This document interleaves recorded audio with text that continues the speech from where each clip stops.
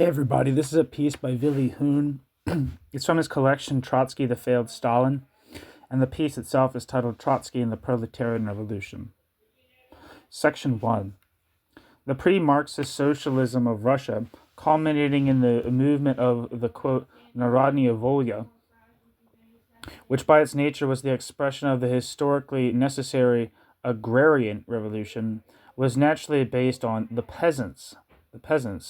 The peasant struggle against Tsarism, which, as is well known, took the form of terrorism, led the peasants to turn to the theories of Dühring, so harshly criticized by Engels, according to which the, quote, I kind of actually misread that here. Let me repeat that last sentence. Their struggle against Tsarism, which is as well known, took the form of terrorism, led them to turn to the theories of Dühring, so harshly criticized by Engels, according to which, quote, the political legal element predominates, end quote. In the 1880s, however, the Narodniks lost their hopes of the revolutionary character of the peasant class. The Narodniks had to look for another social class whose rise could enable them to, quote, usurp power, and with whose help to carry out a, quote, economic revolution. Not only did a social group which they had previously hardly noticed attract their attention, the urban workers, now they were to take the place of the peasants they had once courted. This interest of the Russian revolutionaries was not at all Marxist at first, i.e., it was far removed from any awareness of the historical role of the proletariat in dealing the death blow to bourgeois society and capitalism. At that time, the majority of the Narodniks were still convinced that there was neither modern capitalism nor a modern proletariat in Russia. The vanguard of the National Liberation Army, the gravedigger of the old feudal absolutist social order of Tsarism, was to be the, quote, Narodnaya Volya party, which stood somewhat above the people and also above the workers, and was composed of various social elements, but above all of intellectuals. If the revolutionary peasant movement failed to materialize, the party had to initiate an uprising on its own initiative. This then depended entirely on the behavior of the army, and ... the urban workers. The urban workers, therefore, only attracted attention for, quote, technical insurrectional reasons, end quote, as chess pieces in the, quote, art of armed insurrection, end quote. In 1880, the executive committee of the Narodnaya Volya party sent a document to the groups. In the section entitled, quote, the preparatory work of the party, it states, among other things, quote, the urban working population, which, both because of its situation and because of its relatively higher level of education, is of particular importance for the revolution, must seriously attract the attention of the party. The success of the first attack depends entirely on the conduct of the workers in the army, end quote. The Executive Committee of Narodnaya Volya. The Narodniks' ideas about the organization and execution of political revolution are therefore partly military, partly conspiratorial. Their historical model was the French Jacobins.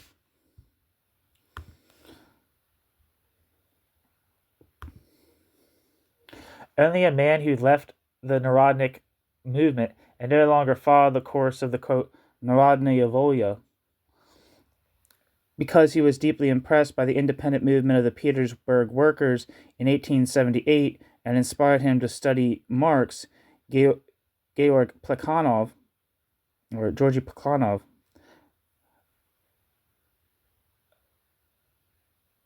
repeatedly pointed out that from 1879 onwards, that the Russian... Let me repeat that sentence. Plekhanov repeatedly pointed out from 1879 onwards that the Russian Revolution must be based on the, quote, class of the Russian future, end quote, namely on the workers. Plekhanov became the spiritual father of the young Lenin, who wrote a decade and a half later, quote, now the Russian revolutionary can finally rely on the class that is awakening in its elemental form, can finally straighten himself up and develop his enormous powers, end quote. Lenin.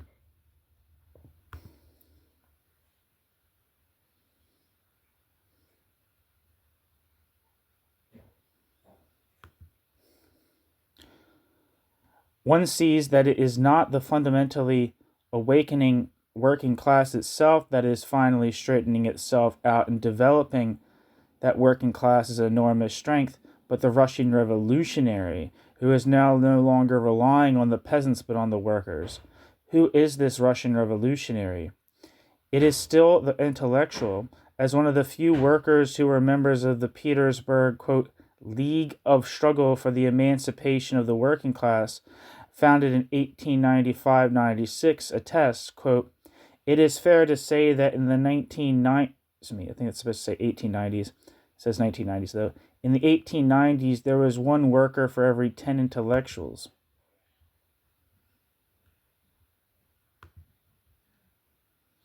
That quote's from A.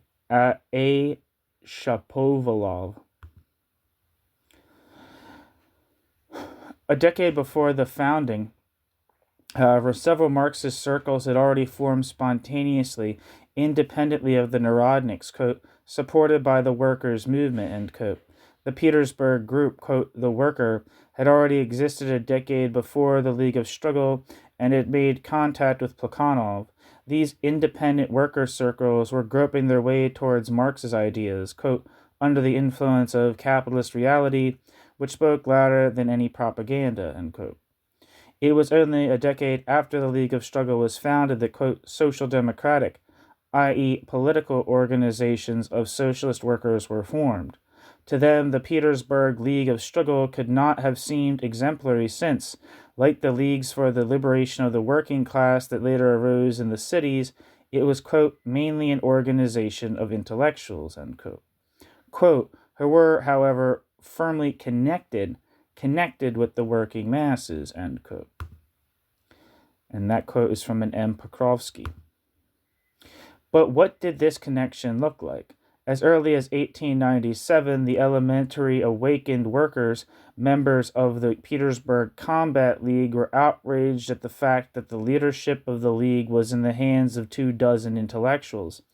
They demanded a share in the leadership and democracy within the organization. Both were rejected by Lenin at the time on the grounds that there was no need to pursue a special working class policy.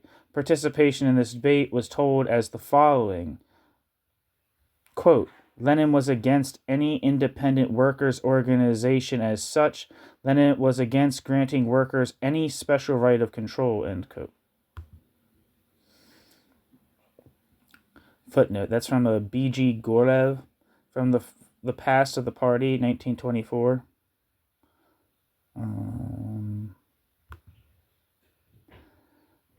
Thus, the young Lenin clearly reflected the organizational principles of the Narodnaya Volya, and as late as 1898, Lenin did not rule out the, quote, uprising, parenthesis, in the technical sense of military insurrection, in parenthesis, as a means of, quote, dealing the decisive blow to absolutism, end quote. Lenin. And Lenin's position that the workers, members of the fighting leagues, could not be granted any special rights can only be fully understood in the light of Lenin's definition of party membership. The revolutionary worker must, quote, become a professional revolutionary in order to be fully prepared for his work, end quote. Lenin. Lenin wrote in 1902, a halfway talented proletarian could no longer work in the factory, but had to be trained by the revolutionary intelligentsia to, quote, become a professional agitator, organizer, propagandist, courier, etc., end quote. Lenin.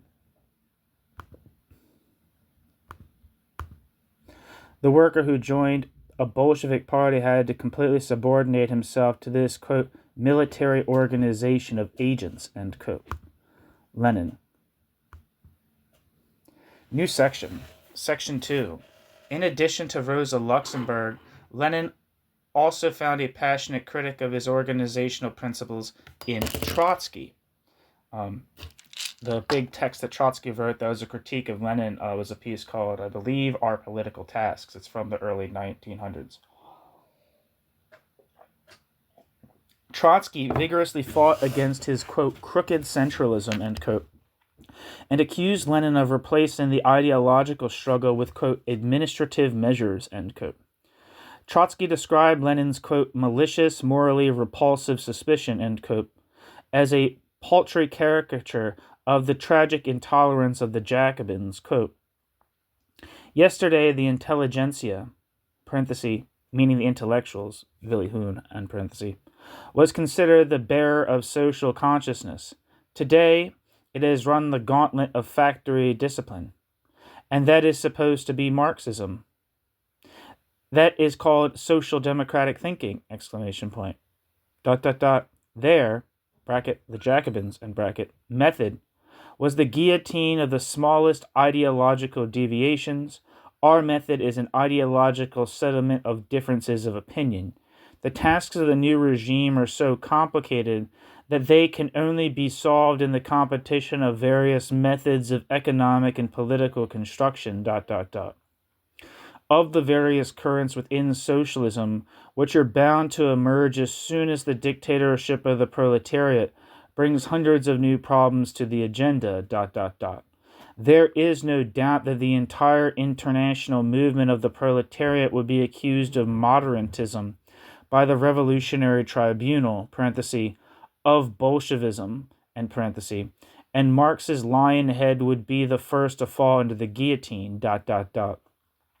from a regime which, in order to maintain itself, rejects the best intellectual and practical workers.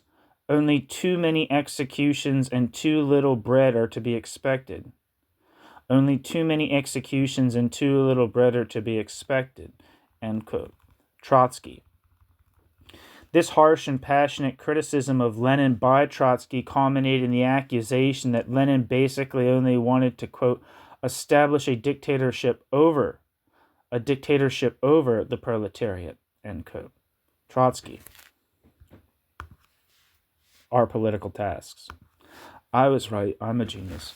Plekhanov had also already declared in 1904 that Lenin's attitude toward the proletariat amounted to Bonapartism. Shall we not assume that a man who attacked Leninism in such a way, when Trotsky first made a highly visible appearance at the London Party Congress and split the 1903 and split the Russian social democracy into a Menshevik... Sorry, I'm going to repeat that sentence. I'm fucking it up. Should we not assume that a man who attacked Leninism in such a way, when he first made a highly visible appearance at the London Party Congress, 1903, and split the Russian social democracy into a Menshevik and a Bolshevik faction, represented the Marxist conception of the role of the working class, and a man to gain his first political fame when, in the first Russian Revolution of 1905, after the arrest of Khrushchev Nasarl, the first chairman of the Petersburg, quote, Council of Workers' Deputies, parenthesis, an anarchist according to Volin, end parenthesis, he took the place of the latter and thus became the representative of the first Russian Revolution, with whom the Tsarist minister White negotiated on equal terms. Had not this man actually become the representative of the working class who were organizing themselves independently in these councils? And if Trotsky, after the October Manifesto of Nicholas II, which created the first Russian parliament, Duma, abandoned his original Menshevik position and adopted the tactics of the Bolsheviks by calling for a boycott of the State Duma, did he not represent the new workers' democracy against that of the bourgeoisie?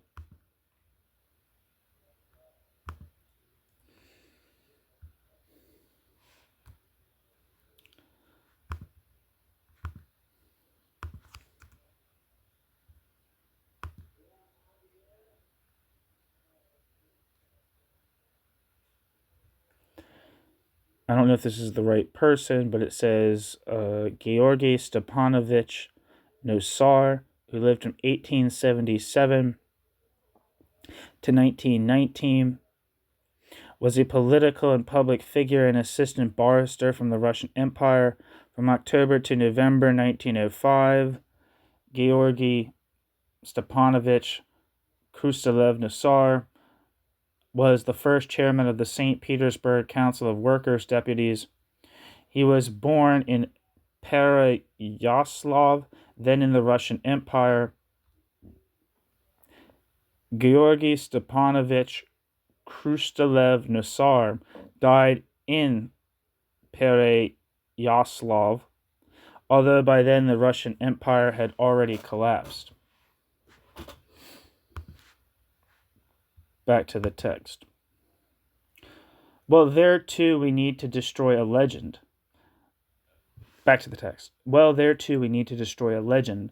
The legend that Bolshevism is identical with the council system. Here too we need to destroy a legend. The legend that Bolshevism is identical with the council system. The workers' councils, which first appeared in the Russian Revolution of 1905/1906, were not understood in their true historical significance by the Russian Social Democrats, least of all by their Bolshevik faction.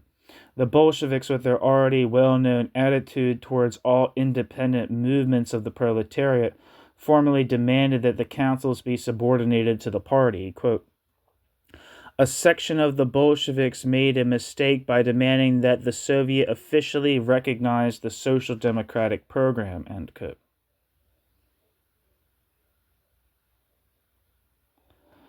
But it is not only end quote. But it is not only this confession of Zinoviev in the history of the Communist Party of Russia, Bolsheviks. But it is not only this confession of Zinoviev that is interesting here, but also the typical Bolshevik way in which such a spontaneous emergence of a new form of proletarian class action is, quote, explained. If he were right, the Workers' Soviet would be the result of a Menshevik intrigue against the Bolsheviks.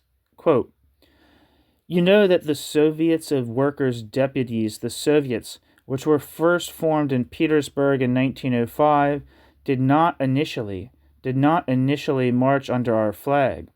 The Soviets of Workers' Deputies in Petersburg were initially created by a group of Mensheviks who wanted to rely on the non-party masses in their struggle against the, quote, narrow circle, end quote, of professional revolutionaries. They put forward the slogan, quote, Soviets, and this slogan was taken up, end quote. This is how a Bolshevik imagines things. And that quote is from Zinoviev on the development of our party from 1920.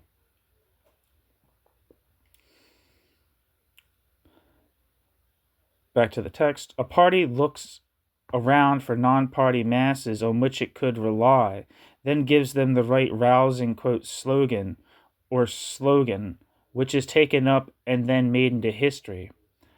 Artur Rosenberg characterized the Bolsheviks' relationship to the councils at the moment of their first historical appearance quite correctly when Artur Rosenberg wrote that, given the state of the revolutionary movement in 1905, they, quote, had to come to terms with the Workers' Council, end quote.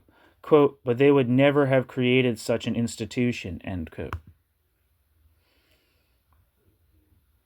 Footnote, Artur Rosenberg, History of Bolshevism from Marx to the Present. And footnote, Zinoviev's suspicion that the Mensheviks had encouraged the workers' councils simply does not correspond with historical facts. In his Unknown Revolution, Willy believes that the councils were a spontaneous mass phenomenon, which the Mensheviks also welcomed with mixed feelings. The fact that the Mensheviks actually saw the councils as a necessary evil, insofar as Russia did not yet have a mass social democratic party, is testified to by the two opponents of Lenin and Trotsky, Martov and Martinov.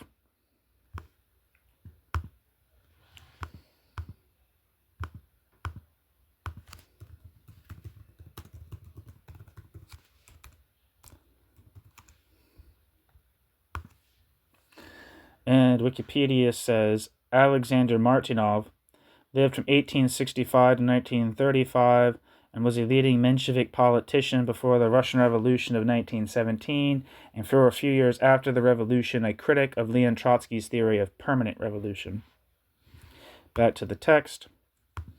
The Mensheviks, like the German, quote, Bolsheviks, quote, majority, Social Democrats, rejected the sole rule of the councils, which had to give way to the Constituent Assembly and Parliament. It is therefore more than improbable that the Mensheviks came up with the slogan for the creation of Soviets. How did Lenin himself relate to the Soviets? This practical organizational form of independent proletarian class action.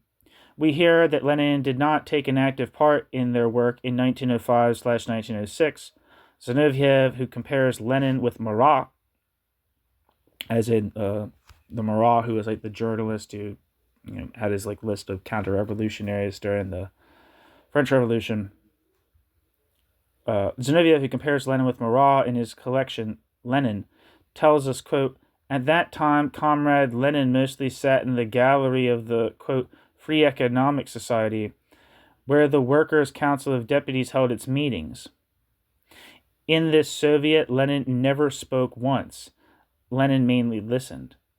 In this Soviet, Lenin never spoke once. Lenin mainly listened, end quote. When the workers' councils then decided to exclude the anarchists, Lenin immediately drew the significant conclusion that the Soviet was not a workers' parliament. Quote, of course, if one wanted to regard the Council of Workers' Deputies as a workers' parliament or as a self-governing organ of the proletariat, then the refusal to admit the anarchist would be incorrect. ... The Council of Workers' Deputies is not a workers' parliament or an organ of proletarian self-government, nor an organ of self-government at all, but a fighting organization for the achievement of certain goals, end quote. Lenin. But Lenin defined the goals as political and democratic, and as a result, there was no place for the anarchists in the councils.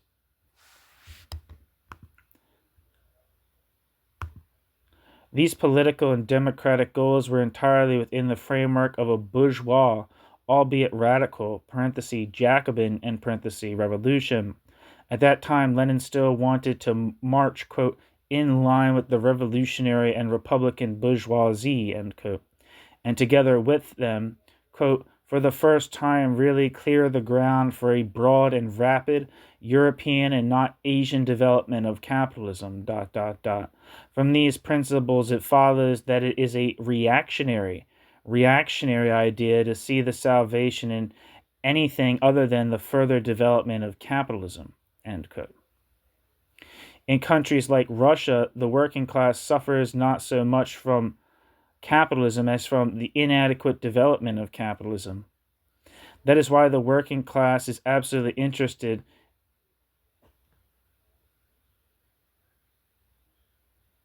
in the broadest, freest, and fastest development of capitalism, end quote. So I don't know what was a quote here.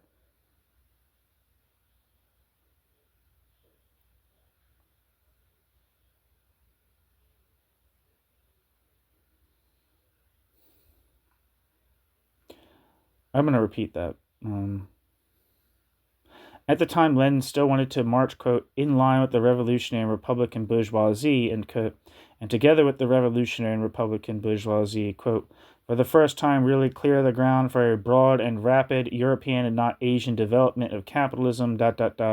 From these principles, it follows that it is a reactionary idea to seek the salvation of the working class in anything other than the further development of capitalism. In countries like Russia, the working class suffers not so much from capitalism as from the inadequate development of capitalism. That is why the working class is absolutely interested in the broadest, freest, and fastest development of capitalism, end quote. I'm not sure if that sentence in the middle there, in countries like Russia, the working class suffers not so much from capitalism as from the inadequate development of capitalism, is Huhn or Lenin. Or Huhn, I'm not sure how you pronounce his name. Anyway, moving on. However, Lenin was evidently not entirely convinced of this unconditional interest of the workers in the further development of capitalism, as his conception of the nature and role of the workers' councils shows us, and Lenin was just as evident in the following remarkable revision of Marx's words in the Communist Manifesto.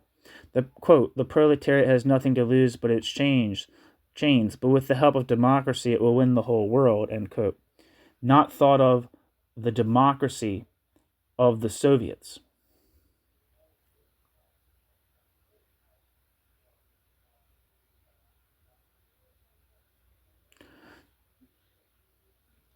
So let me repeat that.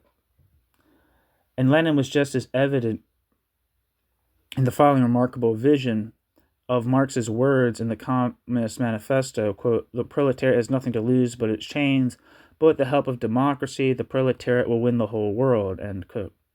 Lenin, not thought of the democracy of the Soviets, exclamation point. Lenin, Two Tactics of Social Democracy and the Democratic Revolution. The, quote, peasant revolution, end quote, due in Russia is currently, parenthesis, November/December 1905, in parenthesis, a bourgeois revolution, end quote. Lenin explained, and this is one that does not go beyond the framework of a capitalist socioeconomic order, quote, in fact, the proletarian demands are in most cases limited to reforms that are entirely feasible within the framework of capitalism. The Russian proletariat is now and immediately demanding not what will undermine capitalism, but will purify capitalism and accelerate and strengthen capitalism's development. The Russian proletariat is now and immediately demanding not what will undermine capitalism, but will purify capitalism and accelerate and strengthens capitalism's development, end quote. Lenin. Consequently, Lenin must come to the conclusion that the truly socialist demands have yet to materialize. Quote, on the agenda are democratic demands of the workers in politics, economic demands within the framework of capitalism and the economy, end quote. Lenin. But if the councils are not supposed to be proletarian class organs for carrying out the socialist workers' revolution, what are the Soviets supposed to do if the Soviets already exist, according to the Bolshevik view? In 1906, Lenin described the councils as, quote, organs of the strike, of the insurrection, end quote, and this was certainly in the sense of reducing them to mere technical organs of insurrection. But Lenin does not even consider them sufficient. Military partisan groups subordinate to the party should take their place. In 1907, a Bolshevik resolution called for a party militia, parenthesis, somewhat in the style of the latter Austrian Schutzbund, end parenthesis, which is more important than the workers' councils. Even today, these remain simple instruments of insurrection to convey the party's commands to the working masses. Quote, they, bracket, the councils, end bracket, are necessary to weld the masses together, to convey to them the slogans put forward by the party, end quote. Lenin could only imagine the Soviets as commanded councils. The Bolsheviks, therefore, never intended to establish a real, quote, Soviet power, end quote. Leninism is always and only concerned with establishing, quote, party power, end quote. The participation of party members in the councils is only, quote, permissible if necessary, end quote. Quote, provided that the interests of the party are strictly protected and the RSDLP is strengthened and consolidated, end quote. Lenin.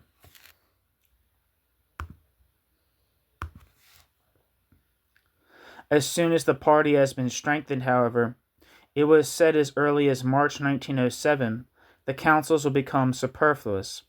The council principle is therefore not at the cradle of Bolshevism, and it is sufficient to give the floor to Karl Radek in conclusion on the subject of, quote, Lenin and the workers' councils, end quote, who writes about the councils of 1905 in somewhat milder form. Quote, even the Russian Marxists, let alone the European Marxists, did not recognize at that time that these were not organizations fighting against the bourgeois government, but rather the seeds of the future organization of proletarian power, end quote. Karl Radek. We assume that Karl Radek meant by Russian Marxists both the Mensheviks and above all the Bolsheviks. See Karl Radek's article, Paths of the Russian Revolution. How did Trotsky himself, the famous chairman of the sensational Petersburg Workers' Council, behave? In an article written in 1909, Trotsky vigorously rejected the, quote, idea of bourgeois democratic self-restraint of the proletariat, end quote, and accused Lenin of relying on the peasants only because Lenin needed them as a counterweight to the workers so that they would not immediately exploit the Russian Revolution to achieve socialism. But no power in the world could dissuade the workers from this intention. They would strive for the proletarian dictatorship, since this could not assert itself in Russia unless a European workers' revolution came to its aid. The Russian Revolution had to remain permanent and be immediately carried across the borders to Europe.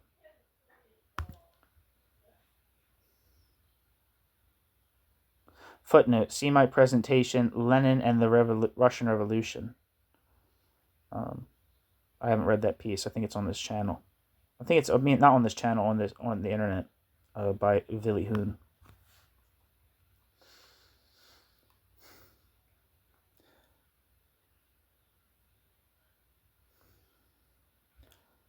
Back to the text. In this perspective, Trotsky was fundamentally different from Lenin, even though Trotsky advocated participation in the bourgeois revolutionary government. Footnote. See Trotsky, The Balance and the Prospects, on the driving force of the revolution. I'm not sure if that's the same thing as the piece Results and Prospects, which is another important piece by Trotsky. Back to the text. Quote, the refusal of social democrats to participate in the revolutionary government would mean the complete impossibility of the existence of the revolutionary government at all, and would therefore be a betrayal of the revolution, end quote. Trotsky. While Trotsky in his History of the Russian Revolution of 1905 still fully shares the Menshevik standpoint on the question of the councils, in 1907, probably under the influence of Rosa Luxemburg, he understood in an essay in the Neue Zeit that the council was more than a force in the struggle for the democratic revolution. Quote, the council is the organized power of the nation itself over its individual parts. The council is the organized power of the nation itself over its individual parts. It is the true and unadulterated democracy. The true and unadulterated democracy. Without a second chamber, without professional bureaucracy, with the right of the voters to remove their representatives at any time, end quote. Trotsky. And Trotsky foresaw that in the next revolution the councils would be formed again and centralized in the, quote, General Russian Workers' Council, end quote. But on the decisive point he reverted to the opinion of the Mensheviks and the Bolsheviks. Trotsky, too, later saw the councils as nothing more than a means of forming a provisional government, which would then have to hand over its power to a constituent assembly as soon as possible. So let us see how Trotsky behaved towards the councils in 1917, and whether and to what extent Trotsky agreed with Lenin on this issue.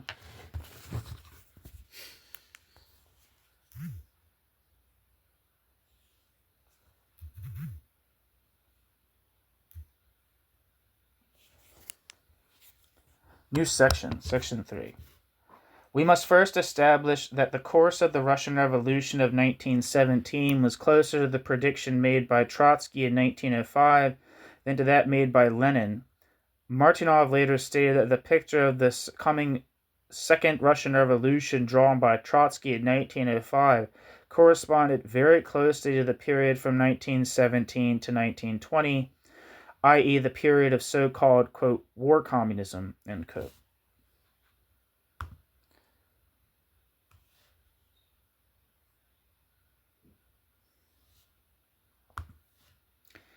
This is undoubtedly correct in the main, but Trotsky had completely changed his mind on one, albeit very important point, the question of the relationship between the party and the Soviets. In 1905/1906, Trotsky had still seen the relationship between the party and the mass movement in exactly the same way as Rosa Luxemburg, and wrote accordingly, quote, "The task of the Socialist Party was and is to revolutionize the consciousness of the working class, just as the development of capitalism has revolutionized social relations. However, the agitational and organizational work in the ranks of the proletariat leads to a certain inner conservatism. In the European socialist parties, and above all in the most powerful of them, the German one, a kind of conservatism has developed which swells all the more strongly the larger the masses are embraced by socialism, and the more organized and disciplined these masses are. It is therefore possible that social democracy, as an organization which embodies the political experience of the proletariat, can at a given moment become a direct obstacle to the path of an open clash between the workers and the bourgeois reaction. In other words, the propagandistic social conservatism of the Proletarian Party can at a given moment hinder the direct struggle of the proletariat for power. In other words, the propagandistic socialist conservatism of the Proletarian Party can at a given moment hinder the direct struggle of the proletariat for power." End quote. Direct is emphasized there. It's bold and italics. So direct struggle for of the proletariat for power. End quote. Trotsky.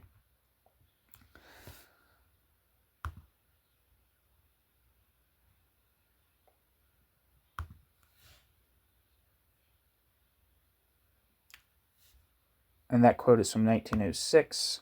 It says in the footnote, from Leon Trotsky, Our Revolution, 1906. It seems to us that this statement applies above all to the relationship of the socialist parties to the Soviets in this revolution. And it will be described later that the attitude of the socialist parties after the outbreak of the February Revolution of 1917 did not differ fundamentally from that 12 years earlier, but only tactically, not excluding the Bolsheviks!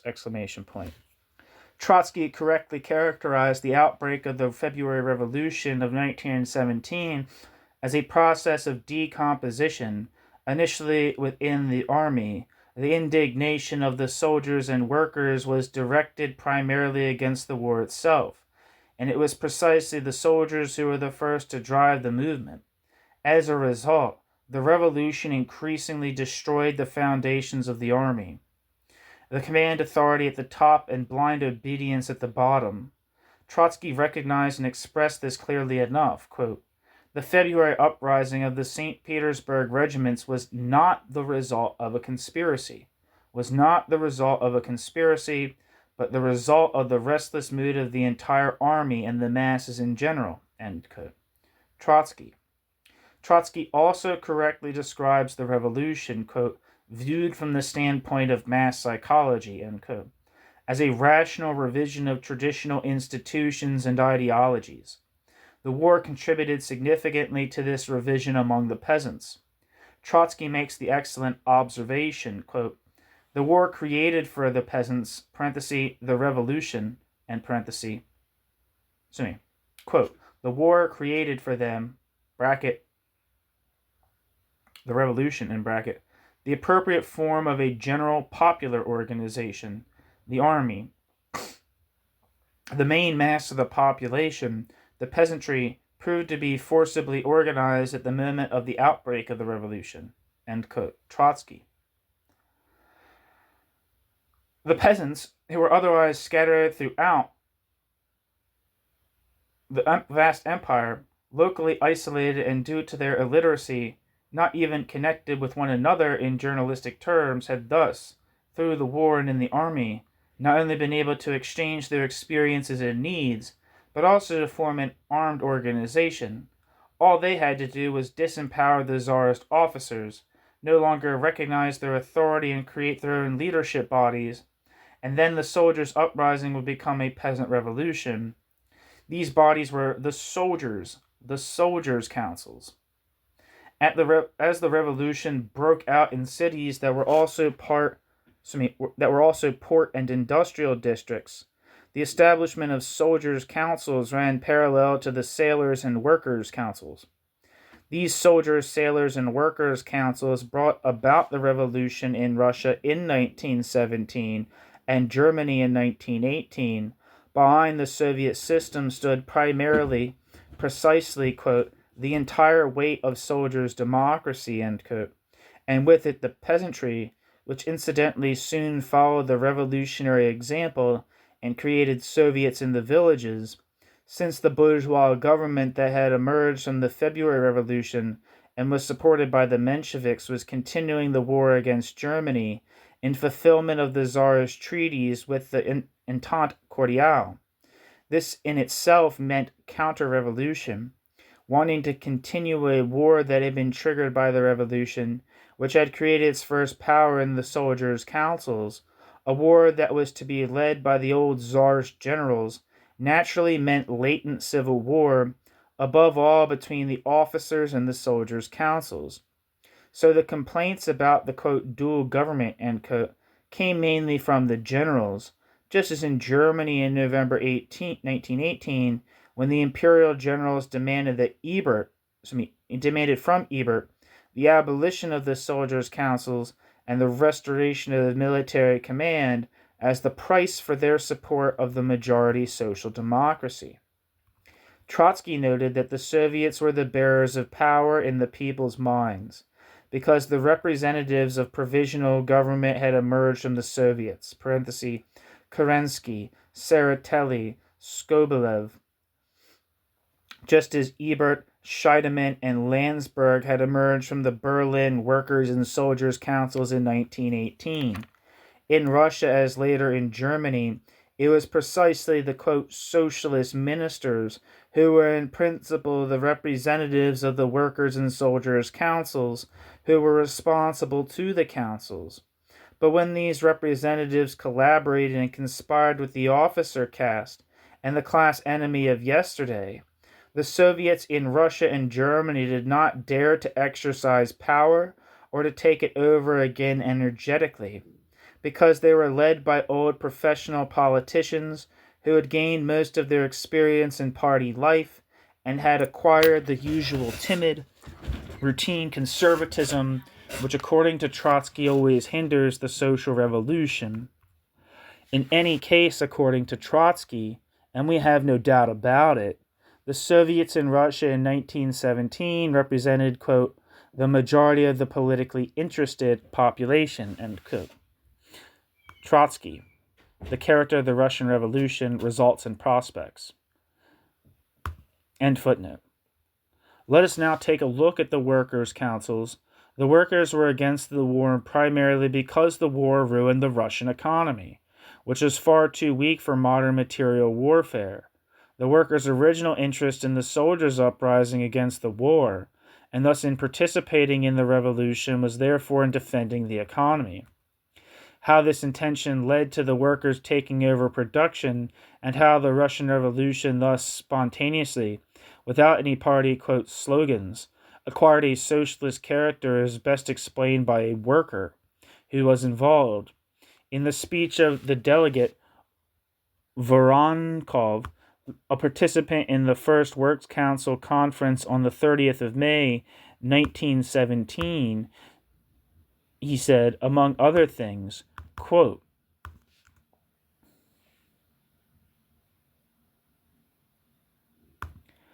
in February and March, the workers left the workshops and took to the streets to crush the heads of the Tsarist state. The Tsarist snake, once and for all. Factories came to a standstill. A week or two later, the masses of workers returned to the factories. They saw that many of the factories had been abandoned to their fate by the management. Many of the factories had abandoned to their fate by the management. Now they had to work without factory management. But how? The factories immediately elected works councils, with whose help normal life in the factories began to return. Then the revolution calmed down. The refugees, meaning entrepreneurs and directors, Willy Huhn, saw that the workers were not so bloodthirsty after all and gradually returned. A very small and hopelessly reactionary part, was not allowed to come by the workers. The others were allowed in, but they were given works council members. In this way, control was actually established over everything that was going on in the factory.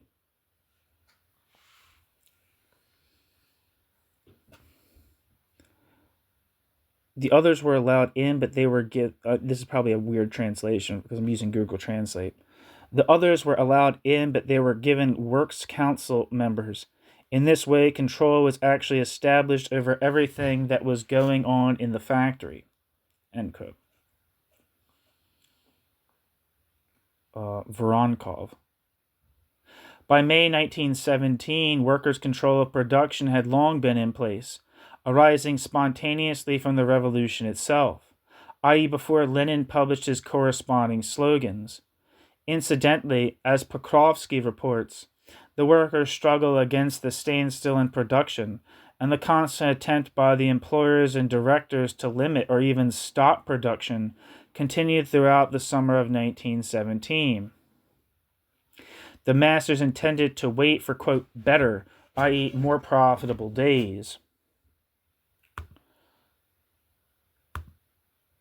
We see then that the, quote, dual government, unquote, the provisional government and the provisional government's original revolutionary mass foundation,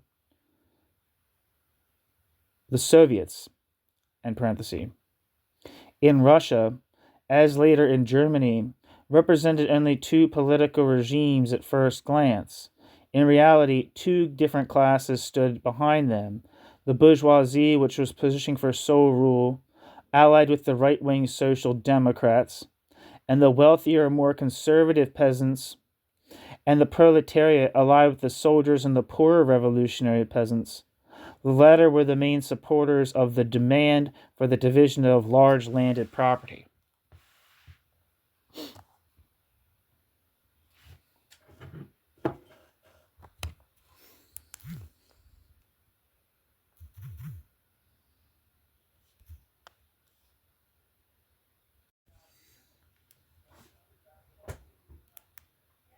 New section: Factory councils and workers' control. I guess this is a new part, but it's section 4. On the 26th, 13th, August 1917, several weeks before Lenin wrote his program of state capitalism and workers' control of production, mid-September 1917, the article is titled Impending Catastrophe and How to Combat It, published at the end of October 1917, ! Trotsky had already stated that the Soviets, quote, had replaced the sole rule of the capitalists in every enterprise and introduced the Republican regime in every company, end quote. Trotsky adds, however, that this excludes, quote, capitalist anarchy, end quote, and obviously takes this quite literally as capitalist, quote, unstateness, end quote. For Trotsky goes on to say that this, quote, requires state control of production as soon as possible, end quote. The elimination of the capitalist sole rule in the factories and the introduction of the, quote, Republican regime in the enterprises therefore still requires state control of production, although control is already in the hands of the workers themselves. But what did the state mean in August 1917, which was to take over control, incidentally, alongside, above, or without workers' control of production? The provisional government, which emerged from the Soviets, had gradually tamed the Soviets. i.e. their top representatives, who were mostly either Mensheviks or social revolutionaries. Trotsky claims that the Soviets, which had been raised to enormous heights by the elementary urge of the masses, had lost all political significance under the leadership of these two parties. Trotsky describes excellently the internal contradiction that arose in this petty bourgeois democracy. On the one hand, it placed political power at the disposal of the bourgeoisie and, quote, neutralized it by its coalition with the bourgeois parties. On the other hand, in order to represent power within the coalition, it had to defend the Soviets as its own organs, but in doing so it again prevented the bourgeois provisional government from creating an old-style administrative apparatus in the country, or from giving the old one new authority. Thus, in 1917, the, quote, dual government in Russia created the same alternative as in 1918 in Germany, quote, either the Soviet seize power or the capitalist government will have to destroy the Soviets, end quote. Which state should take over state control of production, if not a, quote, Soviet power? But then, state control of production could only be a concentration of and political consolidation of the production control already exercised by the factory councils, or could it? In any case, one thing is certain: the Russian proletarians have already understood the political concentration of the workers' councils on their own. Trotsky himself testifies that the initiative for convening the All-Russian Congress of Workers' Delegates from the factory committees and limits the role of the party to supporting this initiative, 30th and 17th of 1917, 30th and 17th August 1917. At the same time, Trotsky wants to counter the Central Executive Committee of the Soviets, which has sunk into insignificance under the Menshevik and Socialist Revolutionary leadership, with the St. Petersburg Soviet, which relies on the vanguard of the working class.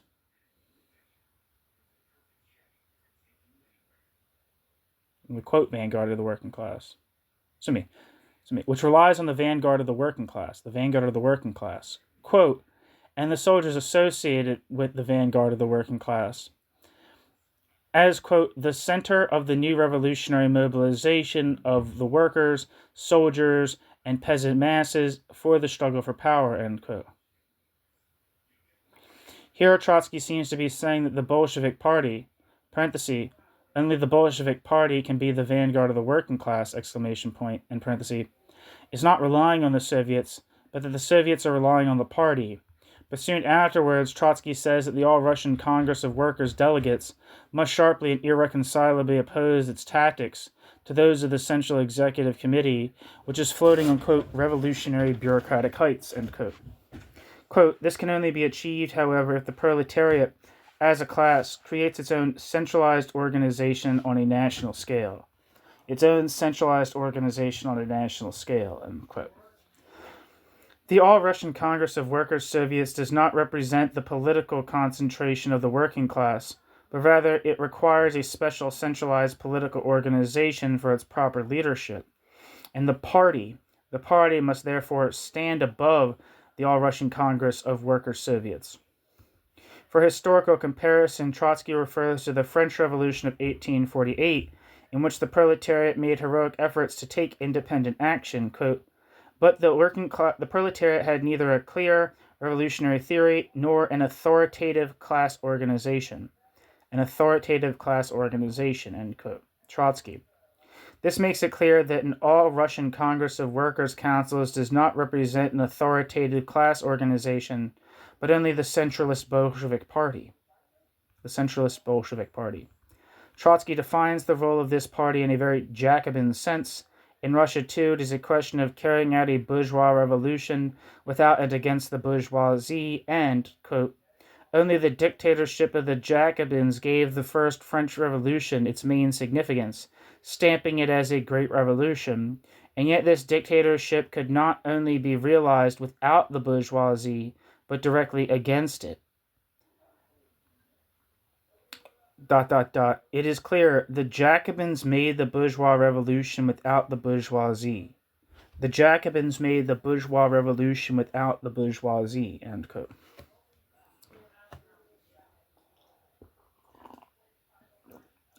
Trotsky admits that the Jacobins also belonged to the petty bourgeois democracy, but this distinguishes them from the Mensheviks and social revolutionaries in that they nevertheless did not rely on the petty bourgeoisie, but on the pre- and early proletariat. Quote, the Jacobins relied on poor and propertyless classes, which also included the proletariat, which had not yet crystallized as a class, end quote. Trotsky.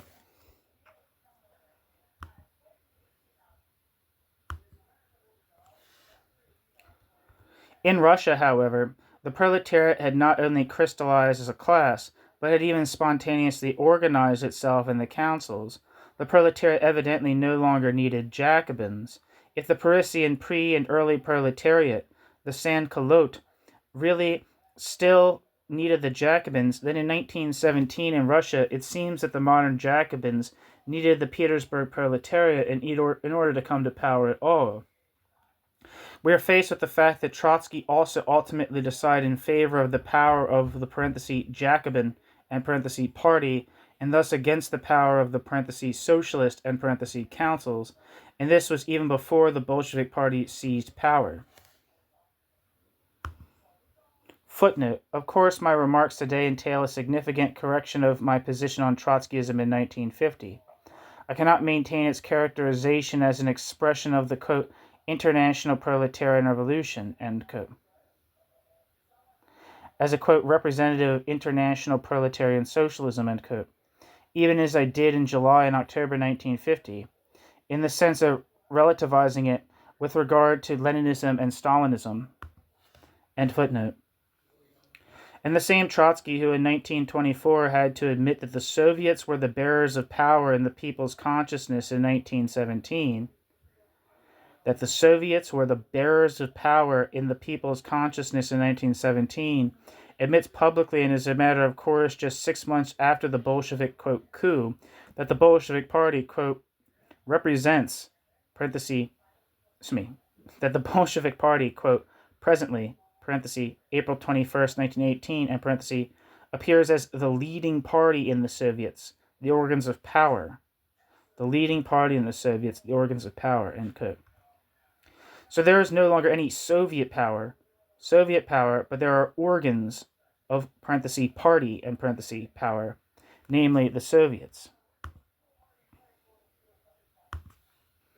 It is unnecessary to say who actually holds the power and exercises it through the organs.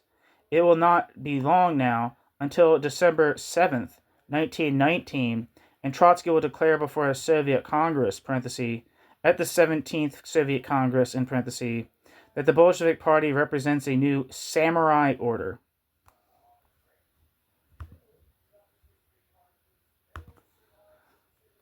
Quote, we were once interested in the Japanese caste of samurai, who never stop at the gate in the name of the collective, of the national whole. I must say that in the person of our commissars, the militant communists marching at the front, we have acquired a new communist order of samurai, who, without caste privileges, know how to die for the cause of the working class, end quote.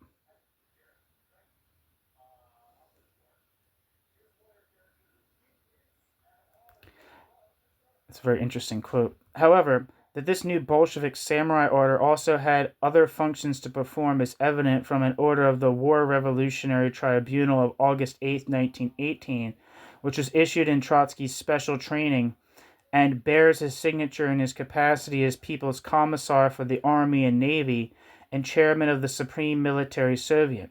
It states, among other things, quote, Comrade Kamenshikov, commander of the security guard on the Moscow-Kazan railway line appointed by me, ordered the establishment of concentration camps in Morom, Arzamas, and Zvaysk, I don't know how to say that, where all dark agitators, counter-revolutionary officers, saboteurs, parasites, and speculators will be brought, with the exception of those who will be shot on the spot of the crime or sentenced to other punishments by the Revolutionary Military Tribunal. End quote.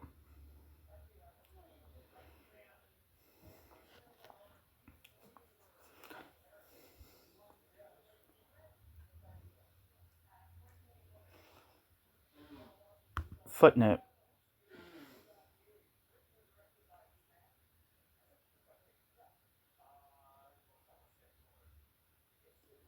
See article by W.L.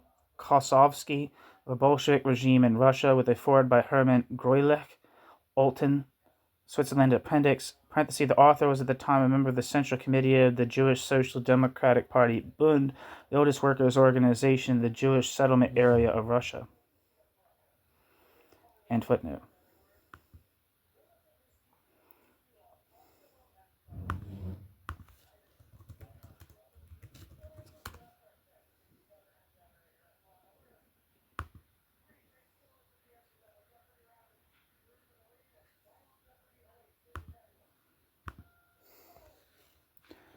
Back to the text. Trotsky must therefore be regarded as the Bolshevik who was the first to bear responsibility for the establishment of concentration camps in Soviet Russia. We will describe in another context how Trotsky, standing at the head of the military force, disempowered the soldiers' councils, thereby making the first breach in the council system and thus laying the foundation for Bolshevik Bonapartism. New section, Section 5.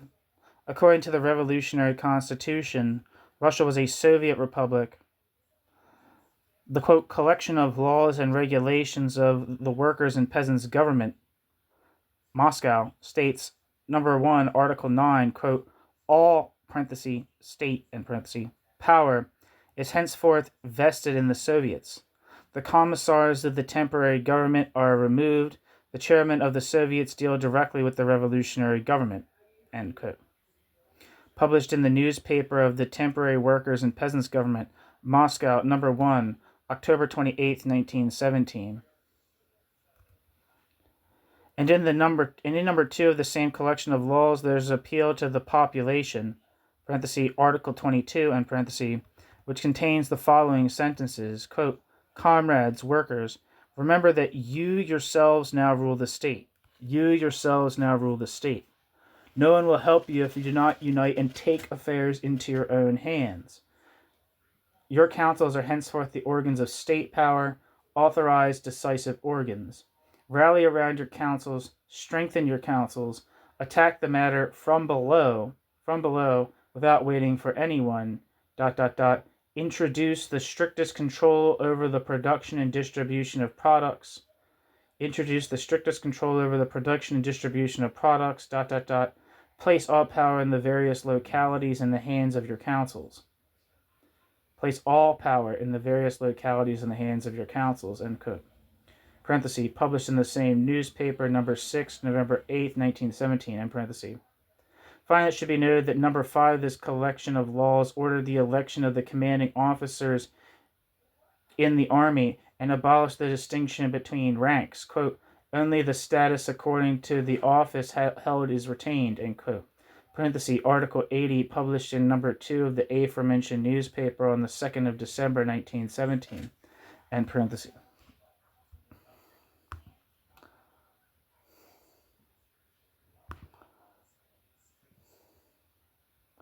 Finally, let us recall the first paragraph of the first article of the Constitution of the RSFS, adopted at the session of the 5th All-Russian Congress of Soviets on July 10, 1918. Quote, Russia is declared a Soviet Republic of workers, soldiers, and peasant deputies. All central and local power is vested in these councils. All central and local power is vested in these councils, end quote. The, quote, general provisions, Article 5, Paragraph 9, expressly state that the main task of this Constitution of the RSFS, which is designed for the current transitional period, is, quote, the establishment of the dictatorship of the proletariat, end quote, namely, quote, in the form of a powerful all-Russian Soviet power, end quote.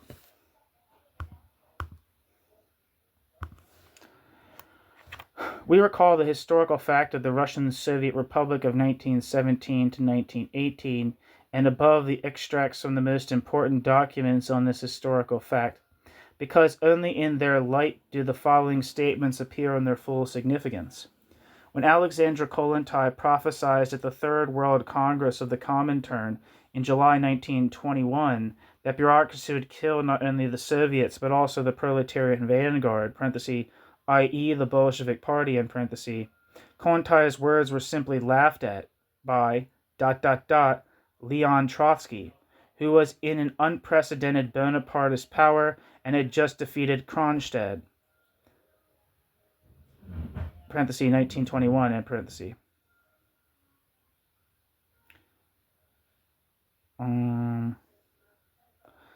These dates are off. July 20. There's something wrong here. The Kronstadt revolt happened. Oh shit! No. Oh shit! I'm sorry. No, this is absolutely right. The Kronstadt rebellion happened in February to March of 1921. I believe it's February to March. I'm feeling second guessing myself. Yeah, I believe it was February to March 1921. And then March 1921 is also when the 10th Party Congress happened. So, okay. So Kollontaj's prophecy was after Kronstadt. Sorry about that. I'm causing confusion. I don't know what the hell I'm talking about. Let us hear her for ourselves, and then decide who is the first to see these dangers clearly, she or Trotsky.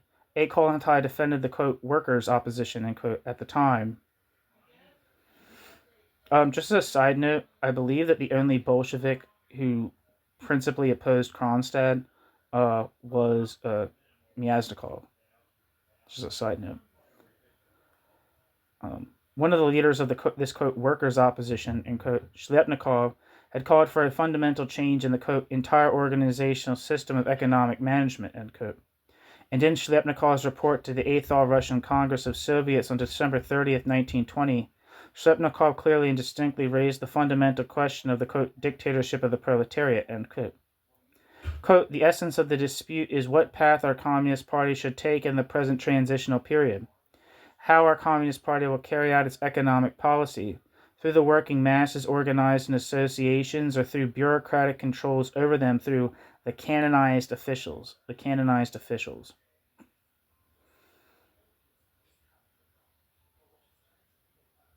How will our Communist Party carry out its economic policy through the working masses organized in associations or through bureaucratic channels over the working masses through the canonized officials, end quote.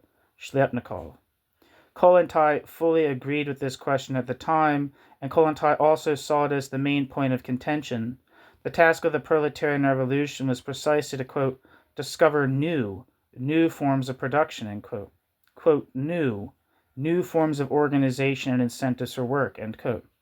According to Kollontaj's view, which Kollontaj publicly defended after the 8th Soviet Congress, the creator of the communist economy can only be that class that is organically linked to the newly emerging form of production of a more productive and more perfect economic system, born in terrible labor.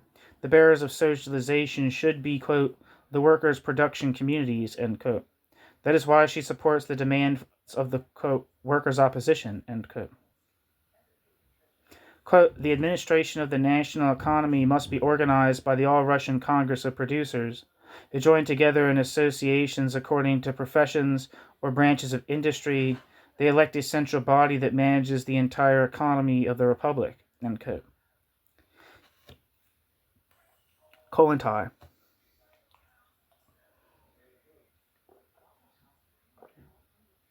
In practice, this thesis meant that the administration of the communist economy should be carried out by the trade unions, but it was basically the antithesis of Trotsky's demand of December 30th, 1920, that the Supreme Council of the National Economy, parenthesis, which had long been a bureaucratic authority, exclamation point, end parenthesis, should grow together with the trade unions in such a way that the trade unions would be, quote, absorbed by the Supreme Council of National Economy. According to Trotsky's report, it is not the workers, quote, the real organizers of production within the union, but the communists who lead it. The communists who lead it, end quote. Trotsky. I.e. the Bolshevik Party. The theses of the workers' opposition, parenthesis, whose leaders, apart from Shliapnikov, Litovnyov, should be mentioned, were two former metal workers and long-standing respected party members, meant nothing less than the elimination of the party and its replacement by self-government of the workers organized in their unions. Arthur Rosenberg even believes that the workers' opposition basically sought a return to the pure council democracy of 1917. In any case, Lenin declared the workers' opposition to be an anarcho-syndicalist deviation in 1920.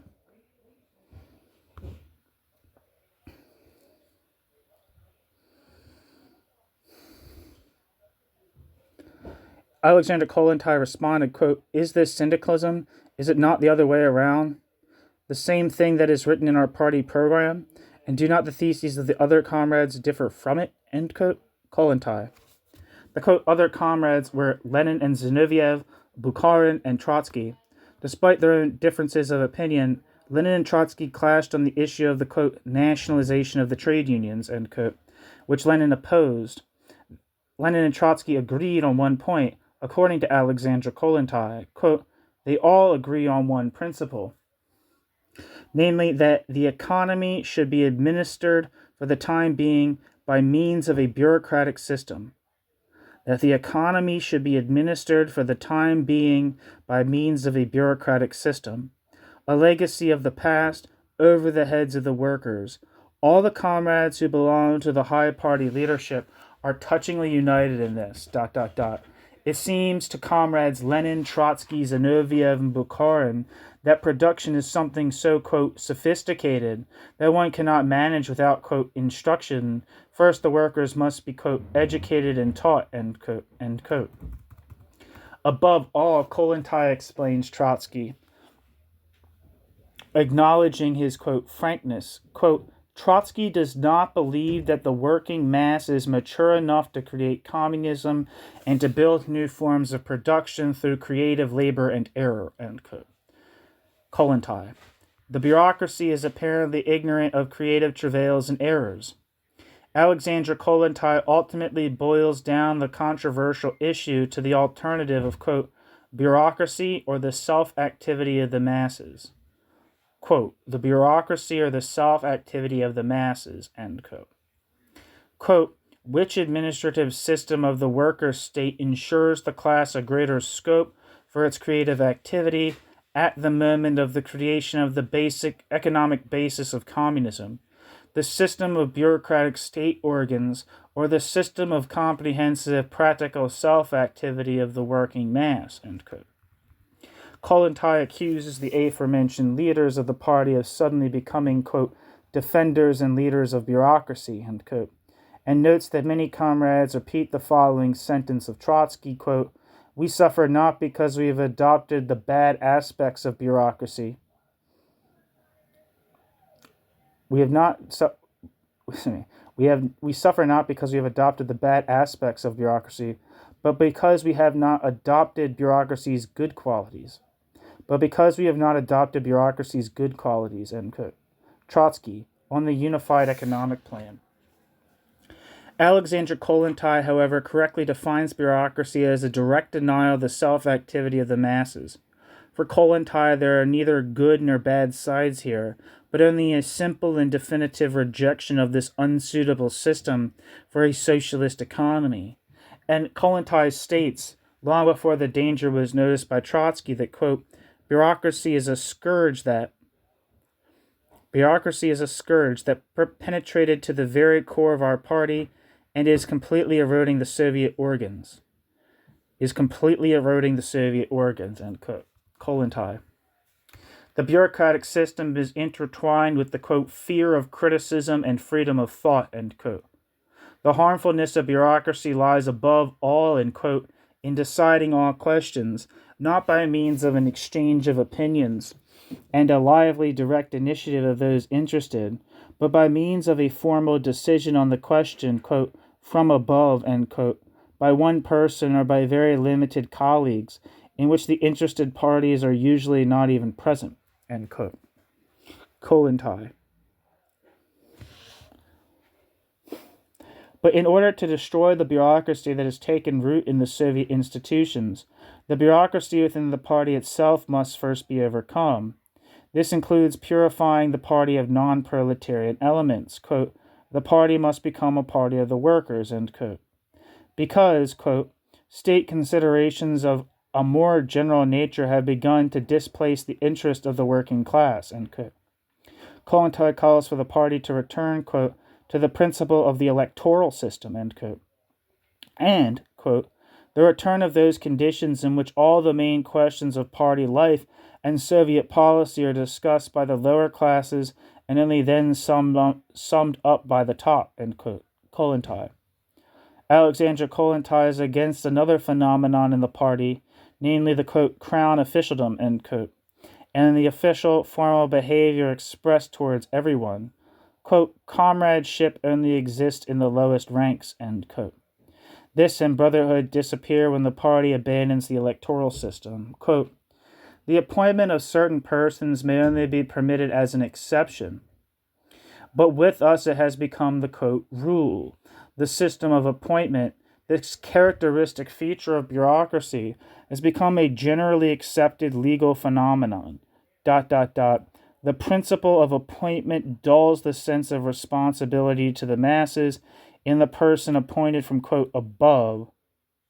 The principle of appointment dulls the sense of responsibility to the masses in the person appointed from, quote, above. It widens the gap between top and bottom, end quote. Kollontai. Finally, Alexandra Kollontai called for the widest possible publicity, freedom of opinion and discussion, and the right to criticize within the party and the trade unions as decisive steps towards the destruction of the bureaucratic system. She also called for the removal from the party of those who find publicity, strict accountability to the lower classes, and freedom of criticism disadvantageous.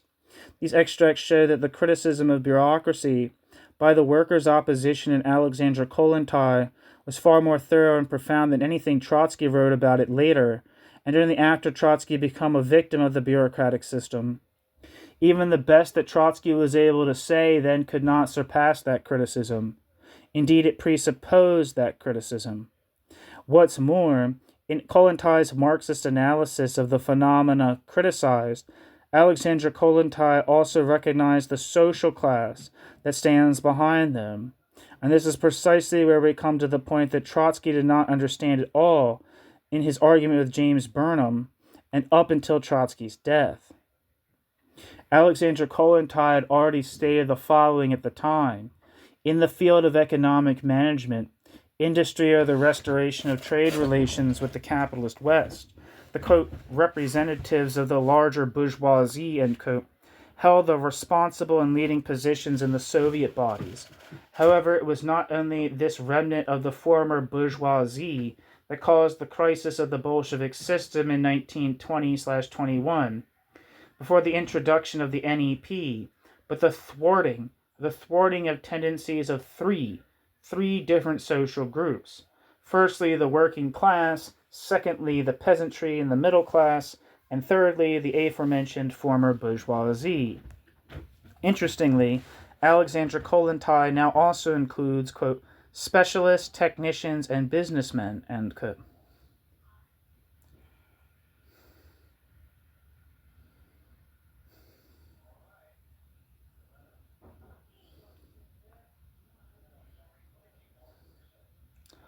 Interestingly, Alexandra Kollontai now also includes, quote, specialists, technicians, and businessmen, end quote, in the latter group, while the middle class had crept into the Soviet authorities and the Red Army's command staff as, quote, employees.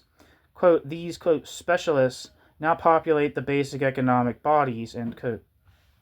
It is therefore, quote, representative of the former capitalist world, end quote, to whom the Russian economy has been increasingly handed over. The party places its trust, quote, not in the workers, end quote, and their class organization, but in those outside the class. Neither the workers' opposition nor Alexandra Kollontai believe, however, that it is possible, quote, to build the communist economy and production with the hands of those who come from a different class and who are steeped in the routine of the past. If we think in Marxist terms, this is impossible. It is wrong to assume that, quote, the people of practice, end quote, the technicians, the specialists in the construction of capitalist production, will suddenly manage to abandon their habitual views and methods of work, which have been instilled in them and with which they are organically steeped because of their service to capital and will begin to create new communist forms of economy, end quote. Kollontai. Alexander Kollontai sees it as a merit of the workers' opposition that it raised the question of who was actually called upon to create the new economic forms. The technicians, businessmen from the Tsarist era, quote, whose entire psychology is linked to the past, end quote, and the Soviet officials, here and there interspersed with a few honest communists, or the, quote, collectives of the working class, end quote, in the present dispute, the trade unions. And she describes clearly enough the class that strove for power at that time, and since won it, and is exercising it with an unparalleled terrorist dictatorship. They are the, quote, people of practice, end quote, the formerly ruling citizens of the capitalist system, quote. They are, of course, not the great capital magnates, who are swept away by the first wave of revolution, but as the talented servants of the capitalist production system they represent, the brain, the genius of capitalism. The brain, the genius of capitalism. They are capitalism's true creators and fertilizers. They are capitalism's true creators and fertilizers. This group approves of the centralist tendencies of Soviet policy in the economic sphere. This group approves of the centralist tendencies of Soviet policy in the economic sphere, but claims all the benefits of the trusting and regulation of production. Which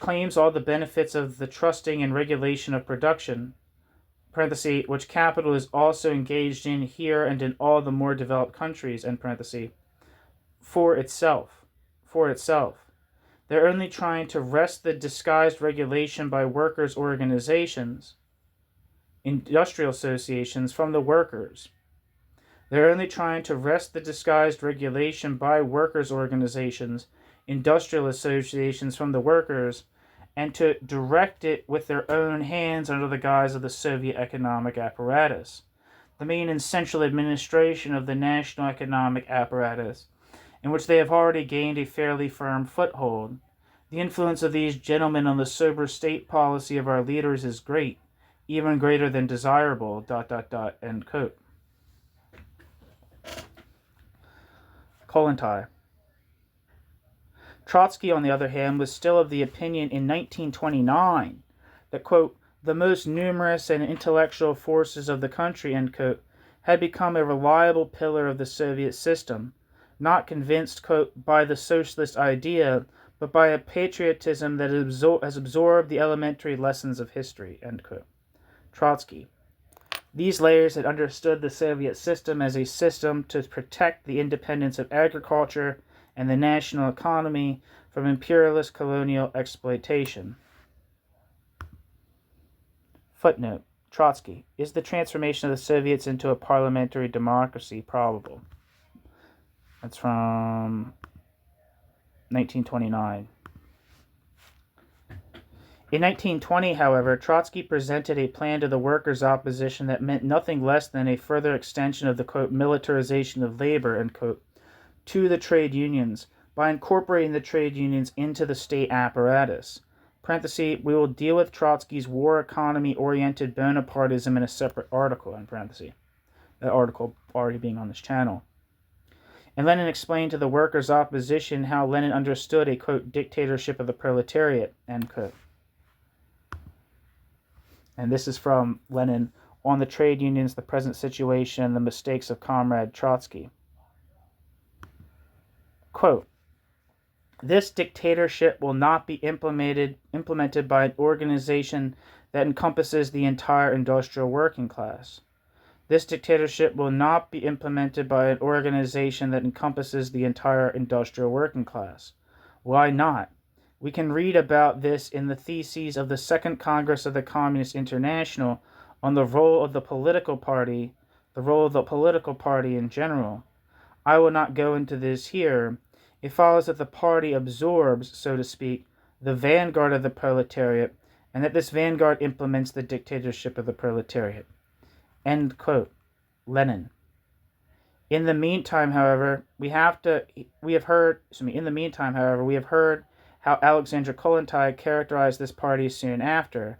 Let us now hear her again. Quote, the purity of the class policy of our party in the process of merging with the Soviet state apparatus, is increasingly transforming itself into a supra-class policy. A supra-class policy, which means nothing other than the, quote, adaptation, end quote, of the leading organs to the contradictory interests of socially diverse sections of the population, end quote. Kollontai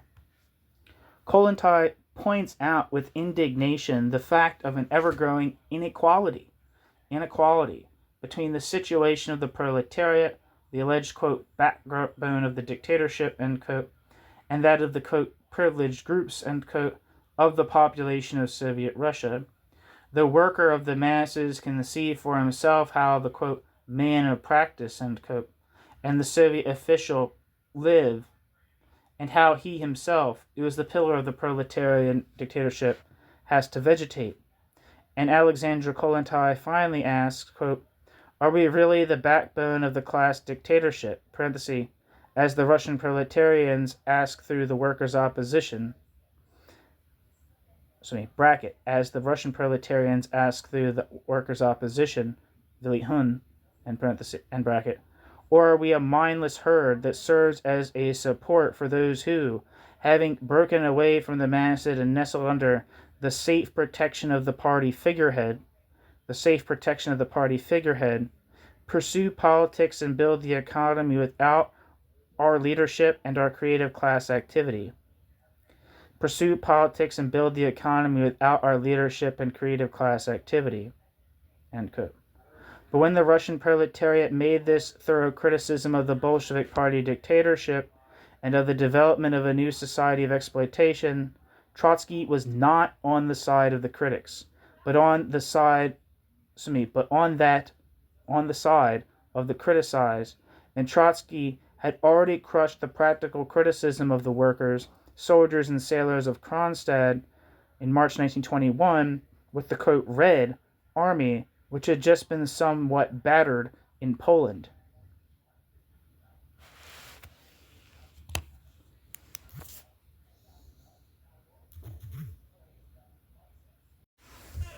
Section 6.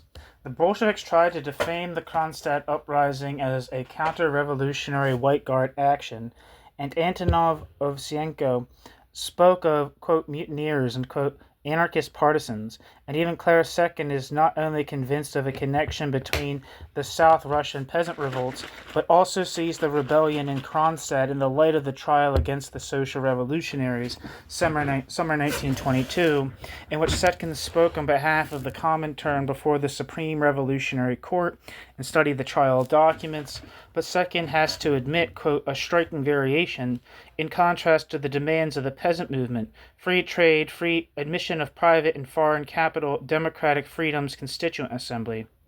Quote, in Kronstadt, they said, long live the Constituent Assembly and the free Soviets without the communists, end quote. It considers this demand to be a formal concession of the counter-revolution to the proletarian revolution.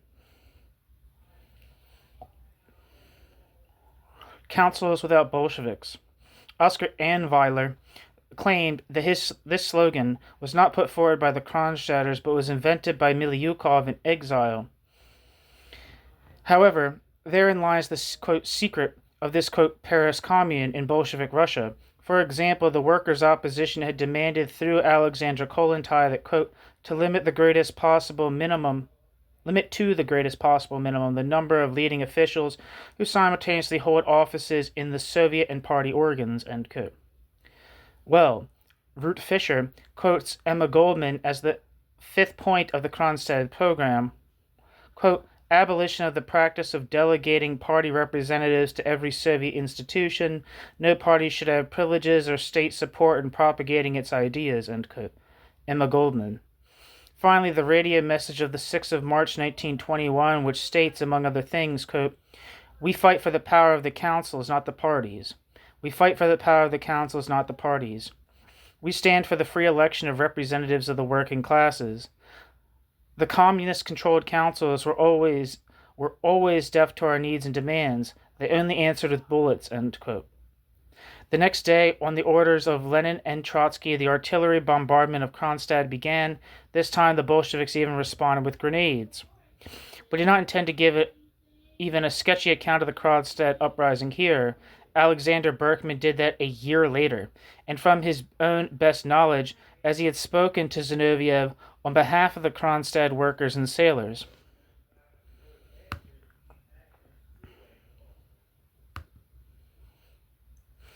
We just would like to highlight a few features that are relevant to our context.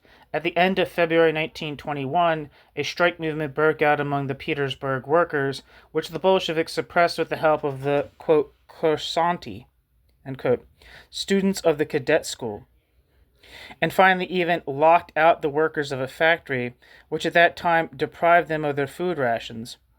When the Kronstadt sailors heard about this, they sent a committee to Petersburg to investigate the situation. This commitment reported to a public meeting held in Kronstadt on March 1st, 1921, which had been officially convened by the 1st and 2nd Brigades of the Baltic Fleet ships of the line and was attended by about 16,000 sailors of the Red Fleet, soldiers of the Red Army, and workers. The outraged assembly passed the famous Kronstadt resolution, which is on this channel, some of whose demands we already know and which are added here. Quote, 1. Immediate new elections of the Soviets by secret ballot. 2. Freedom of speech and press for workers and peasants, for all left-wing socialist parties and the anarchists. 3. Liberation of all political prisoners of the socialist parties, as well as workers, peasants, Red Guards, and sailors who were arrested and imprisoned during the workers' and peasants' movements that were then stirring up Bolshevik revolution. End quote.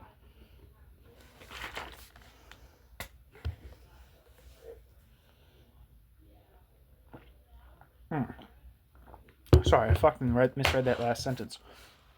3. Liberation of all political prisoners of the socialist parties, as well as workers, peasants, Red Guards, and sailors who were arrested and imprisoned during the workers' and peasants' movement that were then stirring up Bolshevik Russia. End quote.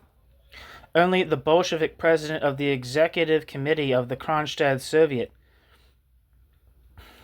Vasilyev, and the president of the RSFS, Kalinin, who was present, objected to this resolution. The assembly sent a commission to the striking workers in Petrograd to discuss a joint approach with them. It consisted of 30 members and was arrested by the Bolsheviks as soon as it entered the city. They were never heard from again. Immediately after the assembly, on the morning of March 2nd, 1921, an order signed by Lenin and Trotsky was issued declaring the Kronstadt movement to be an armed uprising against the Soviet government! While in Kronstadt, no Bolsheviks were arrested, let alone shot, except for the Supreme Commissioner of the Baltic Fleet, Kusman, and Vasilyev. Trotsky declared to the Kronstadt rebels on the 6th of March 1921, after a vicious campaign of slander in the press, quote, "I will shoot you down like pheasants," end quote. Berkman's attempt to mediate with Zinoviev failed. Zinoviev himself made a statement at the meeting of the Petrograd Soviet on March 4th. In 1921, Trotsky gave a diatribe against Kronstadt, and it was his closest colleague, Yedomikov, who introduced the resolution accusing Kronstadt of counter-revolutionary rebellion and demanded its immediate submission.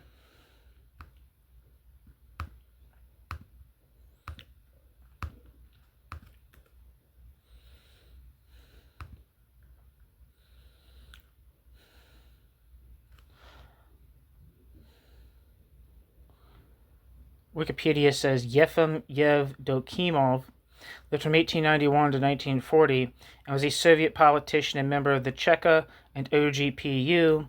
Yefim Yevdokimov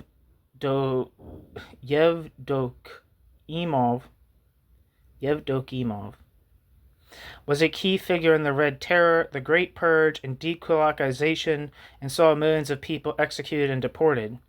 Yevdokimov became a member of the Central Committee of the All-Union Communist Party of Bolsheviks in 1934 and a deputy of the Supreme Soviet of the USSR in 1937. Yefim Yevdokimov was arrested on the 9th of November 1938 and executed on the 2nd of February 1940. Yefim Yevdokimov was posthumously rehabilitated in 1956. Back to the text. In 1921, Trotsky gave a diatribe against Kronstadt, and it was his closest colleague, Yevdomikov, who introduced the resolution accusing Kronstadt of counter-revolutionary rebellion and demanding its immediate submission. Trotsky was not present at the meeting, but arrived on the night of the 5th of March. Trotsky and Stalin were given the task of liquidating Kronstadt. Tukhachevsky took over the general staff work, Trotsky the official military hero role, and Stalin the liquidation of the uprising when Kronstadt fell after 10 days of fighting. Trotsky also rushed to liquidate the workers' movement in Petersburg. The result of the victory of Trotsky, Stalin, and Tukhachevsky in Kronstadt was around 14,000 corpses. So the effort had been made to destroy pretty much the entire rebellious People's Assembly of the 1st of March 1921. In principle, the defeat of the Kronstadt uprising against the Bolsheviks represents the final, irrefutable political and practical decision of Lenin and Trotsky for party power and against Soviet power. There can be no doubt about this, just as there can be no doubt about the clear, indisputable political and practical decision of Ebert and Noska for party power and against the German Soviets since the evening of November 9th, 1918. When Alexander Berkman compares Kronstadt with the Paris Commune, Lenin and with Thiers, who repressed the Commune, and Trotsky with Galifet, another comparison for Trotsky is suggested, and it is Noska himself who suggests it to us. When he once spoke of his intention to reorganize the German army under social democratic supervision, he boasted that he could have become, quote, the Trotsky of Germany, end quote. Since Kronstadt, the whole of, quote, Trotskyism has been nothing but an apology for Trotsky's decisions and actions from 1917 to 1921, and thus at the same time an apotheosis of the Bolshevism of that period. Since Kronstadt, the whole of, quote, Trotskyism has been nothing but an apology for Trotsky's decisions and actions from 1917 to 1921, and thus at the same time an apotheosis of the Bolshevism of that period. Since the spring of 1921, under the pressure of this apologetics, Trotsky's dialectical method has sunk to the level of Schopenhauer's, quote, eristic dialectic, end quote, which the young Trotsky had already used to justify his favorite method of discussion.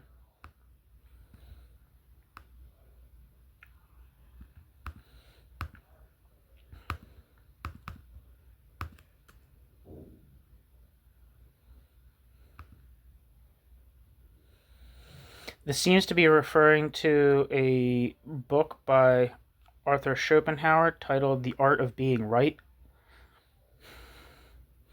It says, The Art of Being Right, 38 Ways to Win an Argument, also titled The Art of Controversy or Eristic Dialectic, The Art of Winning an Argument, published in 1831, is an acidulous, sarcastic treatise written by the German philosopher Arthur Schopenhauer.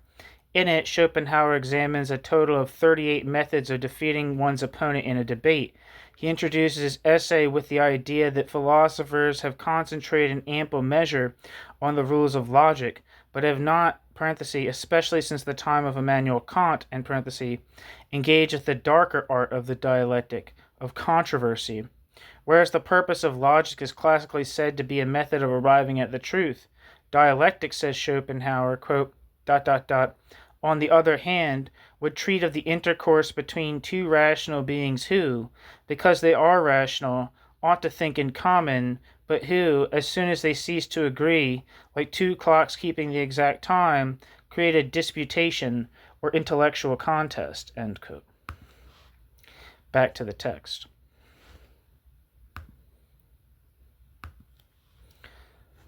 Likewise, Trotsky's historiography is impaired in some crucial points by his apologetic needs.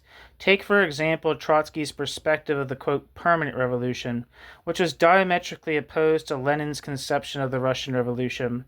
We have already heard Martinov's opinion that the first period of the October Revolution, 1917 to 1920, did not correspond to Lenin's original conception, but to that of Trotsky in 1905.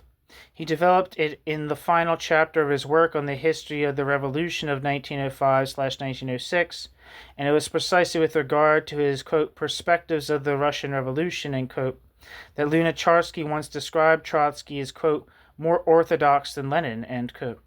Over a decade earlier, Trotsky had correctly predicted the character of the Russian Revolution, at least in its first phase, a peasant and thus bourgeois revolution, but not under the leadership of the urban bourgeoisie, but rather of the urban factory proletariat, which was to maintain it permanently. This also means that Lenin's original conception was simply set aside from the agenda of history, and it is Trotsky himself who quotes Adolf Joffa's last letter to him before his suicide on the 16th of November 1927, in which Joffa states, among other things, quote, from 1905 onwards you have always been politically right, and Lenin also admitted, I have often told you that I heard him say it with my own ears, that in 1905 you and he were right. In the face of death one does not lie, and I repeat it to you today, end quote. Joffa. However, in the same volume containing this letter in the, quote, appendix, we also find the section on real and alleged disagreements, which states under point 18, quote, we said before the entire Communist International, quote, it is not true that we are defending Trotskyism. Trotsky explained to the International that Lenin was right on all fundamental questions over which he had disagreed with Lenin, especially on the question of permanent revolution and the peasantry, end quote. Quote, it is not true that we are defending Trotskyism. Trotsky explained to the International that Lenin was right in all the fundamental questions over which Trotsky had disagreed with Lenin, especially on the question of permanent revolution and the peasantry, end quote. The Stalin Group refuses to print this statement, which was intended for the entire Communist International. It continues to accuse us of Trotskyism. Of course, this statement refers to past differences of opinion with Lenin and not to the alleged disputes unscrupulously invented by Stalin and Bukharin, end quote. Trotsky. The real situation in Russia. But that when Trotsky, in the enforced leisure of his exile in Alma-Ata in 1928, re-examined his old writings on the permanent revolution, quote, with a pencil in his hand, end quote, he again came to the conclusion that he, quote, precisely because of his conception, i.e. the theory of permanent revolution, predicted the inevitability of the October Revolution 13 years before its realization, end quote. Trotsky. And so Trotsky attempts to restore the theory of permanent revolution as he formulated it in 1905, but with a remarkable addition. Quote, I show how my position actually differed from Lenin's and why it coincided with Lenin's position in all decisive situations, end quote. Trotsky, the Permanent Revolution. Trotsky's apologetic method now softens the sharpness, even the incompatibility of the earlier position of Lenin and Trotsky, and consists essentially in attempts to prove the following claims, which are simultaneously the headings and titles of his works. Quote, with Lenin in the International, quote, with Lenin in the Peasant Question, quote, Lenin's Carte Blanche for Trotsky in July 1919, quote, my agreement with Lenin in industrial construction, quote, with Lenin against Stalin, quote, with Lenin against Stalin, Rykov, Kalinin, and Bukharin, end quote. In order to characterize the full severity of Trotsky's opposition to Lenin before 1917, and at the same time to prove that Trotsky foresaw as early as 1909 the, quote, degeneration of the Bolshevik dictatorship, which Trotsky himself, however, did not notice until 1923 at the earliest, when his power was necessarily shrinking after the liquidation of, quote, war communism, and in the first years of the new economic policy period. We shall content ourselves with a few sentences from an article by Trotsky which appeared in the Polish newspaper Przeglad Social Demokratyczny. I don't know if I'm saying that right. Quote, probably in 1909, end quote. Trotsky, whose, quote, permanent revolution requires the dictatorship of the proletariat alone, here turns against Lenin's thesis of the revolutionary democratic dictatorship and the peasantry. Lenin's thesis of the revolutionary democratic dictatorship of the proletariat and the peasantry, and accuses Lenin of not only demanding that the victorious proletariat limit itself to a purely bourgeois peasant revolution, but even advocating, quote, to supplement the political self-restraint of the proletariat with an anti-socialist, quote, guarantee in the form of peasants as collaborators, end quote.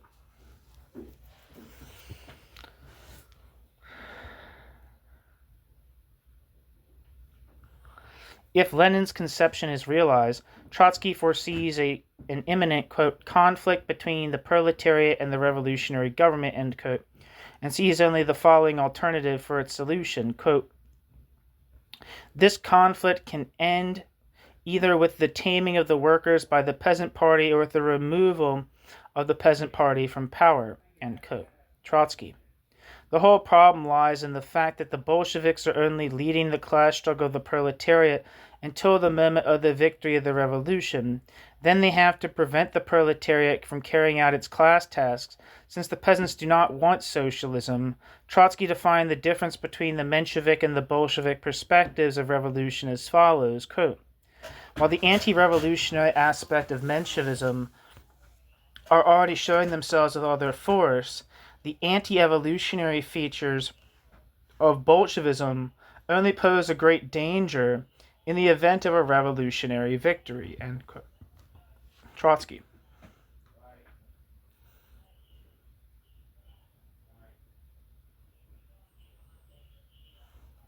In Trotsky's book on the 1905 revolution, in which Trotsky quoted this 1909 article, Trotsky added a remark to it at the beginning of 1922, which his opponents a few years later used as evidence of, quote, Trotskyism.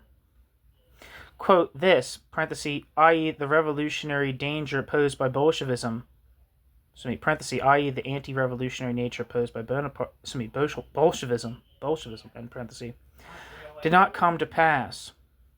As Bolshevism under the leadership of Comrade Lenin, not without internal struggle, had completed Bolshevism's ideological transformation on this extremely important issue in the spring of 1917, i.e. before seizing power, end quote.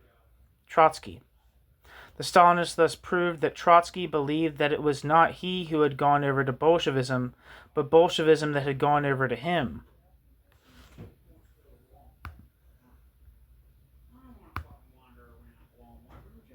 Quote, so let us use this example to confirm...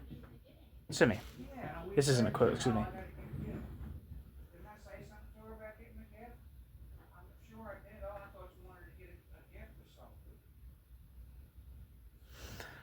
The Stalinists thus proved that Trotsky believed that it was not he who had gone over to Bolshevism, but Bolshevism that had gone over to Trotsky. So let us use this example to confirm once and for all the principle of Trotsky's apologetics. 1922. Trotsky is still in an unshakable position of power.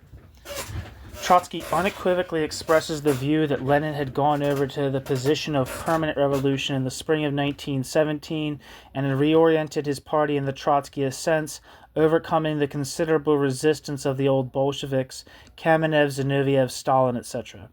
1923. Trotsky's position of power is threatened and shaken. The former Menshevik Martynov states that the October Revolution, in implementing Trotsky's perspective, reached a dead end in 1921, quote, by tearing the proletariat away from the peasantry, end quote, and forcing the Bolshevik Party to retreat to a large extent, parenthesis, new economic policy, end parenthesis. After this, Trotsky joined the Bolshevik Party.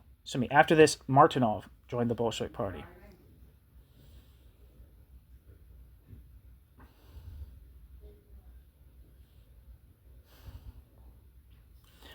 Martynov joined the Bolshevik Party. 1925 to 1927, Trotsky has completely lost his position of power. Trotsky declares before the entire Comintern that Lenin was right on the question of the, quote, permanent revolution. 1928, Trotsky is in exile in Alma Ata. Trotsky again claims that the course of the revolution corresponded to his prediction of 1905, i.e. the perspective of, quote, permanent revolution. 1930, Trotsky is in asylum in Turkey at Prinkipo. Trotsky tries to soften his differences with Lenin before 1917 and to prove that he agrees with Lenin on all fundamental and decisive issues. And that's how it has stayed ever since. In the text in which he denounces Stalin's falsification of history of the October Revolution, he already declared in 1928, quote, that my differences of opinion with Lenin were of a very minor matter, and that as a determined revolutionary I developed more and more, not only in words but also in deeds, towards Bolshevism, end quote. Trotsky. This statement refers to Trotsky's activities during the First World War. Indeed, when Trotsky resigned from his position as chairman of the Revolutionary War Council on the 15th of January 1925, he even went so far as to declare that his own doctrine had long since been liquidated. Quote, in the course of the last 8 years, I have not once thought of approaching any problem from the point of view of so-called, quote, Trotskyism. For me, Trotskyism was and is long since liquidated, end quote. Trotsky.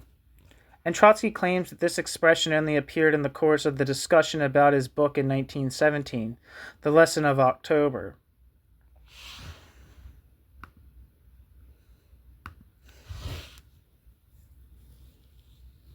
But we already know that Trotsky could not have liquidated his theory, at least not in 1922. Trotsky's political and principled stance after 1925 can therefore only be understood in terms of his opposition and struggle against the old Leninists. Again and again, Trotsky tried in vain to prove that it was not the, quote, old guard of the Bolsheviks, of which only Stalin remained, but Trotsky, who represented and defended Lenin's true thoughts and intentions against his Stalinist epigons. By the winter of 1920-21 at the latest, Trotsky had to accept that the Bolshevik Party had not become Trotskyist, and after Lenin himself had to revise the Trotskyist course in 1921 under pressure from the peasant movements and his old party comrades and return to his own original conception, Trotsky's downfall was only a matter of time. Even Lenin could no longer have supported Trotsky on this issue against the party majority, and Trotsky knew this when he allowed the transition to the new economic policy, which put an end to Trotsky's conception, to happen without resistance. Yes, even if Lenin had still been alive in 1925, he would no longer have been able to hold on to Trotsky. Trotsky was the man of, quote, war communism. Trotsky stood with him and fell with him.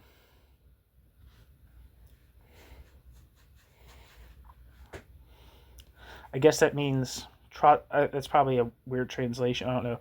Trotsky was the, quote, man of war communism. Trotsky stood with war communism and fell with war communism. I'm guessing is what that means. New section, section 7. We have seen that even before the Bolshevik, quote, coup, Trotsky placed the power of the party above the power of the councils. In this respect, however, Trotsky was as much a Menshevik as a Bolshevik. The superiority of the party or parties over the councils is not only, quote, Bolshevik, but generally, quote, social democratic. Shouldn't Trotsky have recognized the danger of a party dictatorship over the proletariat? Shouldn't Trotsky have recognized the danger of a party dictatorship over the proletariat, at least after his fall, parenthesis, 1925, in parenthesis, despite his military suppression of the Kronstadt uprising? After all, Trotsky himself reports from his last conversation with Lenin at the end of 1923 that he had joined with him in a, quote, fight against the bureaucracy of the leading party bureaucracy, end quote, whose chairman Stalin was as general secretary, and had Trotsky told Stalin to his face during a meeting of the Politburo in 1926 that he was a candidate for the office of gravedigger of the party.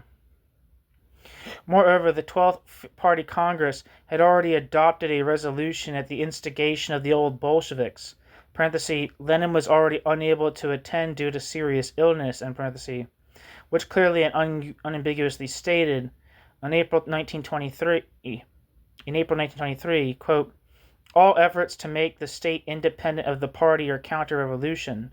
The party must be assured of the de facto rule and management of the Soviet apparatus and the economy of the state, end quote.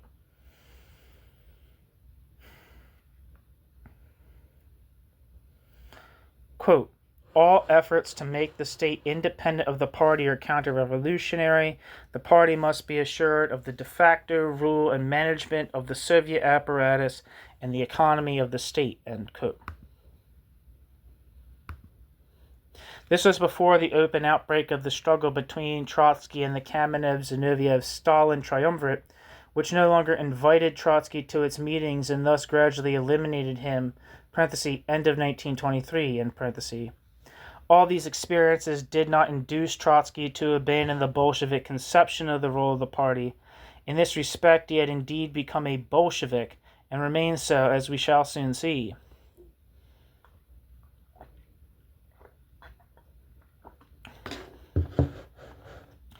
The aforementioned book by Trotsky, 1917, The Lessons of the Revolution, was, as is well known, the immediate cause of the outbreak of conflict with the old Bolsheviks, and thus the prelude to his downfall. What annoyed the old guard in it, however, was the demonstration of their partly inhibiting, partly rejecting attitude to the question of the seizure of power in October 1917, but does not determine the views developed by Trotsky in it on the importance and the role of the party. Like Leninism, Trotsky cannot imagine the proletarian revolution without the party. Without it, there is none. Trotsky defines the difference between the bourgeois and the proletarian revolution as follows, quote, the proletarian revolution is different precisely because, in the proletarian revolution, the proletariat is not only the driving force, but also the leading force through its vanguard. The leading force through its vanguard. The role played in the bourgeois revolutions by the economic power of the bourgeoisie's education, the bourgeoisie's municipal administrations and universities can only be played in the proletariat revolution by the party of the proletariat. The party of the proletariat, end quote. Trotsky. Here we already have the basic Bolshevik view. The working class should no longer be merely a driving class, but also a self-leading class. But this self-leadership cannot be realized by the whole class, but only by the whole class's vanguard. And as far as the Bolshevik Party is to be understood by this, it does not even emerge historically from the workers' movement, but from the intellectual movement, and only draws talented proletarians out of the factory in order to absorb them into itself. Trotsky also understands Bolshevism as a specific education of a very for a very specific type of political organization, namely, quote, such an organization of the proletarian vanguard as would enable it to seize power by force of arms. Quote, such an organization of the proletarian vanguard as would enable it to seize power by force of arms, end quote. The task of this organization of the proletarian vanguard, the party, is entirely determined with a view to armed insurrection, quote. But all the preparatory work has value in it. Has value in that it enables the party, above all the party's leading organs, to determine the moment of the uprising and to lead the uprising. For the task of the Communist Party is to seize power with the aim of transforming society. End quote. Thus the old idea of the Narodnaya Volya, quote, everything for the people by a part of the people, end quote. The formula of the Narodovoltsy, in contrast to that of the older Narodniks, quote, everything for and by the people, end quote, reappears in Leninism and Trotsky, as does the other old idea that the revolutionary organization should, quote, usurp power, and with its help bring about an, quote, economic revolution. In Marx and Engels, on the other hand, state power should only be conquered as the bastion of capitalism in order to free the power of society from its political shackles. In Marx and Engels, on the other hand, state power should only be conquered as the bastion of capitalism in order to free the power of society from society's political shackles. If, of course, the party is organized primarily for armed insurrection, then it is understandable that Trotsky wrote, quote, the main means of proletarian revolution is the party, end quote. But what was it like in October 1917? Two views were opposed to each other. According to one, quote, the preparation for the coup and the coup itself must be carried out by the party and in the party's name, and only the victory must be sealed by the Soviet Congress, end quote. After reading the above, we would think that this opinion was that of Trotsky. Far from it. This was Lenin's view of the, quote, art of armed insurrection, end quote. At Trotsky's instigation, the Central Committee did not accept this proposal and acted in his spirit, which was, quote, the uprising was channeled into the wake of the Soviets and agitationally linked to the Second Congress of Soviets, end quote.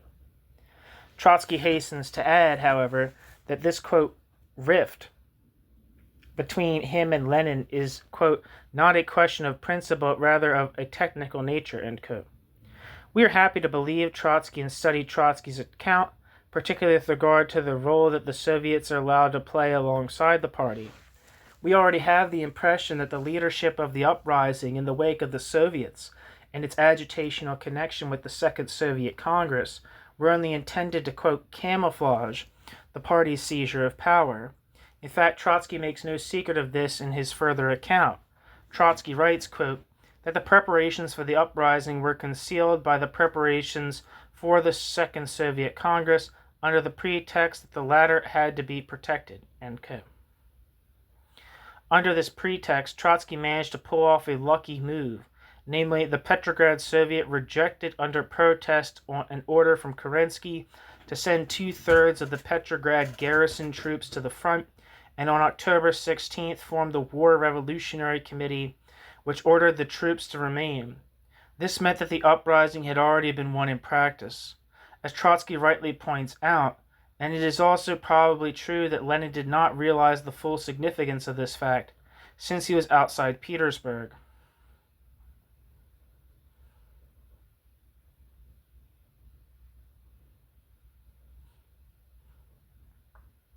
Quote, in reality, we were dealing with an armed, albeit bloodless, uprising of the Petrograd regiments against the temporary government, which was under the leadership of the War Revolutionary Committee, and supposedly had the task of protecting the Second Congress of Soviets, at which the fate of the government was to be decided, end quote.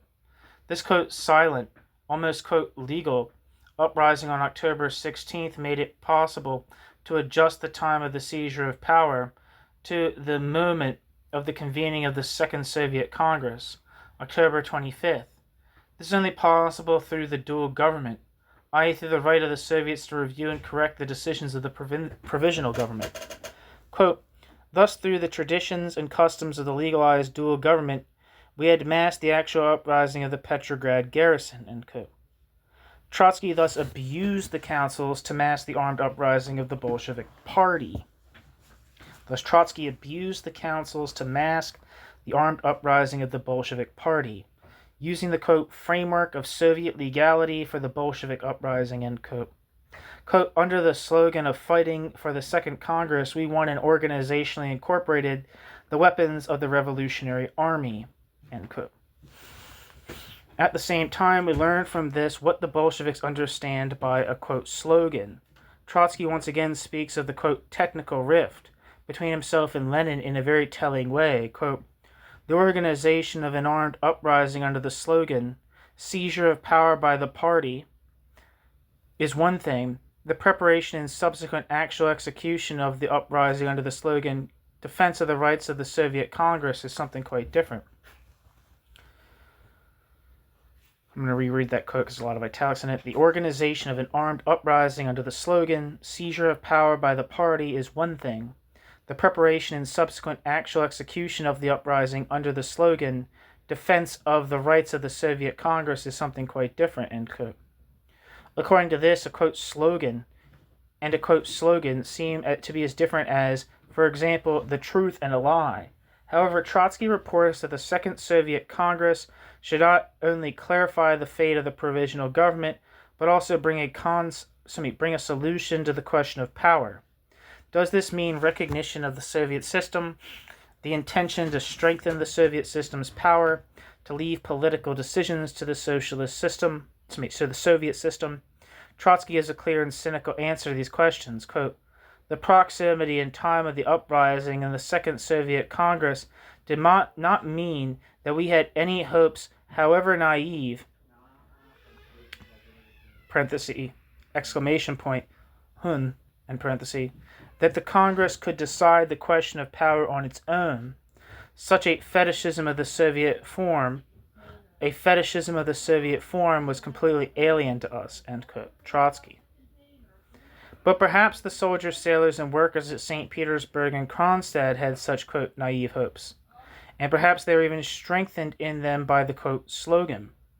Perhaps that is why they too believed in what the Bolsheviks were saying. While it was very unlikely that the provisional government believed this, i.e., as Trotsky puts it, quote, these people actually believed that for us it was a question of Soviet parliamentarism,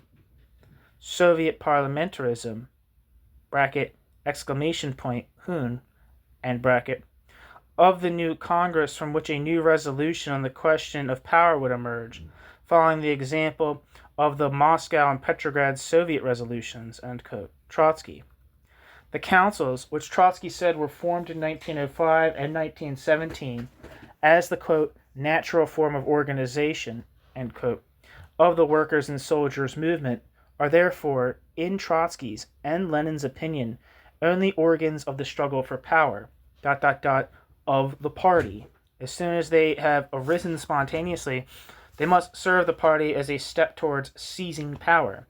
Quote, we must not forget that the Soviets were created in the, quote, democratic phase of the Russian Revolution, that they were legalized at that stage, and that they were then passed on to us, and put to use by us. I'm going to repeat that whole sentence. We must not forget that the Soviets were created in the, quote, democratic phase of the Russian Revolution, that the Soviets were legalized at that stage, and that the Soviets were then passed on to us and put to use by us, end quote. Only, quote, in the people's minds were the Soviets the bearers of power, end quote. But the Bolsheviks knew better. And if the Soviets did not allow themselves to be exploited, then they could go to hell, as Lenin did in July 1917. A, quote, fight was started against them, which was directed, quote, against the fetishism with regard to the organizational form of the Soviets, end quote. Trotsky himself speaks of the great new revolutionary movement of 1914/1915, which is probably only prevented from fully developing due to the outbreak of the war, and writes about it, quote, there is much to suggest that if the victorious revolution had continued to develop along the path opened up to it by the events of July 1914, just imagine that at that same time in Germany, the trade unions and the Social Democrats had called for a mass political strike, end quote. After the abolition of the Tsarist regime, the Revolutionary Workers' Soviets would have come to power. After the abolition of the Tsarist regime, the Revolutionary Workers' Soviets would have come to power, and through the left, quote, Narodniks, parenthesis, in the early days, exclamation point, and parenthesis, they would have drawn the peasant masses over to their camp, end quote. Trotsky. There is no doubt, then, that Trotsky is fully aware that every revolutionary movement of the working class will express itself organizationally in the form of the Soviets, which will then be faced with the decision, quote, either to perish or to actually seize power, end quote.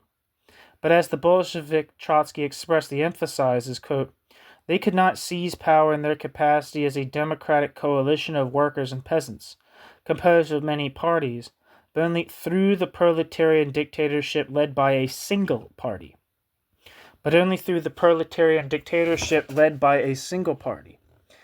End quote. And if the Soviets do not allow themselves to be led by a single party, then, Trotsky explains, quote, the revolution would have passed over our party, and we would have ended up with an uprising of the masses of workers and peasants without a party leadership. End quote. The revolution would have passed over our party, and we would have ended up with an uprising of the masses of workers and peasants without a party leadership. End quote. And if a worker were to ask, quote, so what? Trotsky would tell him, quote, in other words, end quote, that this means, quote, catastrophe. Perhaps our workers would answer, quote, for the party. Trotsky, however, claims, quote, without the party, bypassing the party, through a surrogate of the party, the proletarian revolution can never win. That is the main lesson of the last decade, end quote. Trotsky.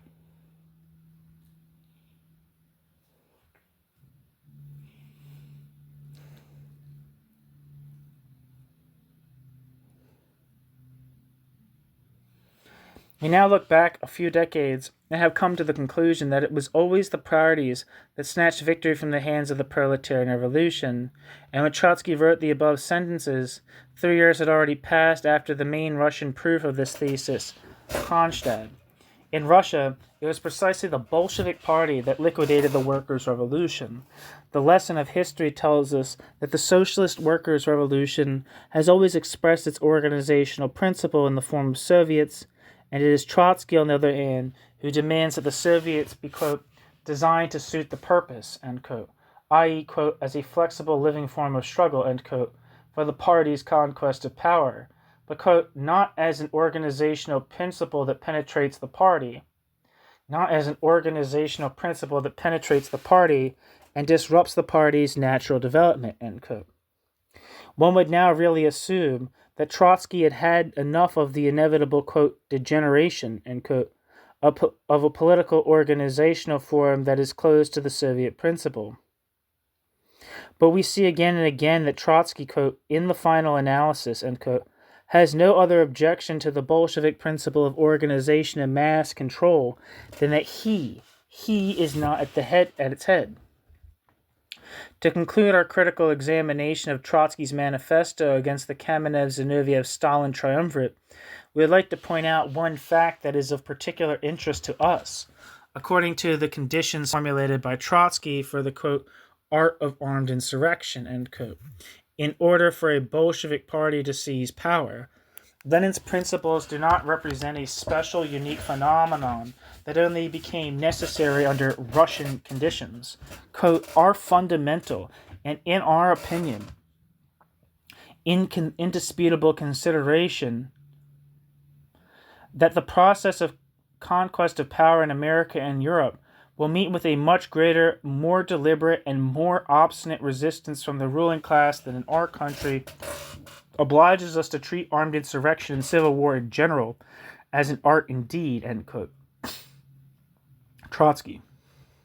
This is to say that the Bolshevik conception of the workers' movement, which, in Trotsky's words, is not primarily oriented towards, quote, the large measure of politics, end quote, but towards, quote, the small measure of war, end quote, has incomparably greater significance and validity for the industrially and socially much more highly developed countries of Europe and America.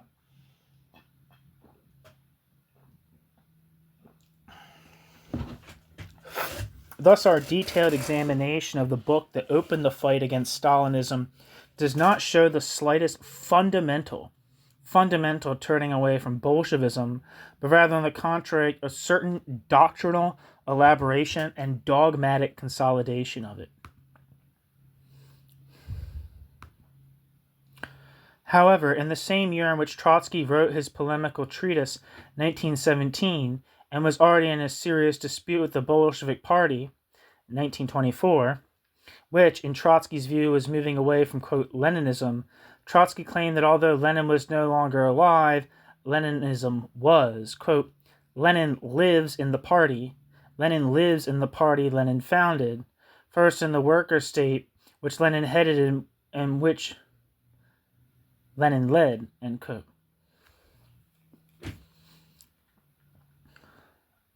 Parenthesis, written in Tiflis, Georgia, on January 22nd, 1924, in parenthesis. This is where the mythologization of the leader begins, whose incarnation the party is supposed to be, just as the Christian community embodies the body of Christ.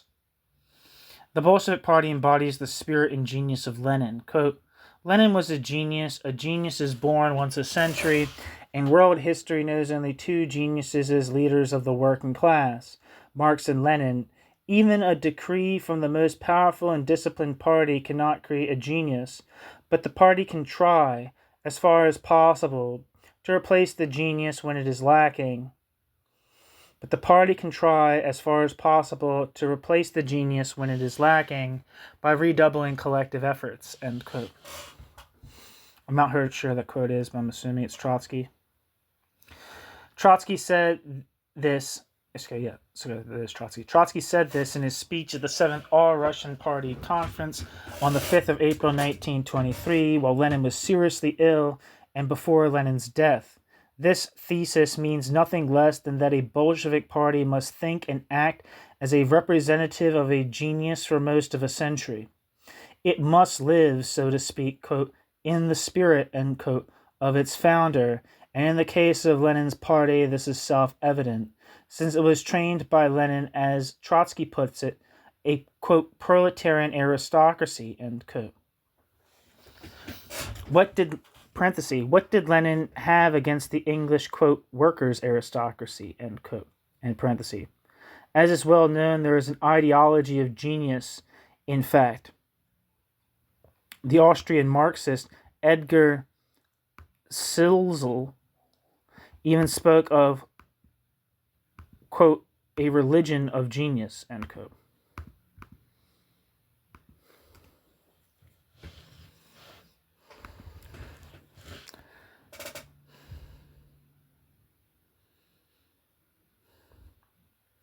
Wikipedia says Edgar Zilsel lived from 1891 to 1944 and was an Austrian-American historian and philosopher of science. Edgar Zilsel is best known for Zilsel's thesis, a scientific proposal which traces the origins of Western science to the interactions between scholars and skilled artisans. The proposal melded practical experimentation with analytical thought. As part of the left wing of the Vienna Circle, a group of early 20th century philosophers, Edgar Zilsel endorsed historical materialism and sought to establish empirical laws in history and in society.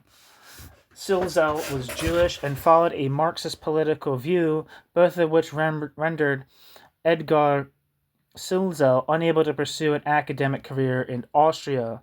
Fleeing persecution, Edgar Zilsel escaped to the United States, where he received a Rockefeller Fellowship membership. During this time, Edgar Zilsel published many papers such as The Sociological Roots of Modern Science. In 1943, Edgar Zilsel was invited to teach physics at Mills College in California, USA. Edgar Zilsel died on the 11th of March, 1944, from suicide. Back to the text. As is well known, there is an ideology of genius. In fact, the Austrian Marxist Edgar Zilsel even spoke of a, quote, religion of genius, end quote.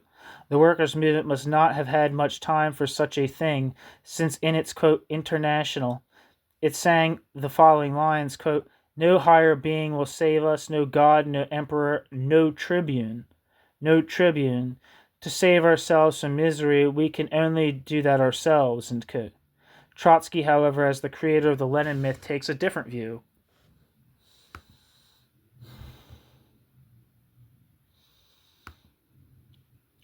Quote, we sing, quote, no higher being will save us, end quote. And among them also, quote, no tribune, end quote. That is correct, but only in the ultimate historical sense. That is correct, but only in the ultimate historical sense, i.e., in the sense that the working class would ultimately have triumphed even if Marx had not existed. If Ulyanov had not been Lenin, the working class would have worked out the ideas and methods it needs itself, but more slowly. End quote. Trotsky, on Lenin, material for a biographer. But we heard from Trotsky that the workers' revolution cannot win without the Bolshevik Party, which Lenin founded, and the working class had already worked out its, quote, methods, the Soviets before and without Lenin, so not more slowly, but more quickly.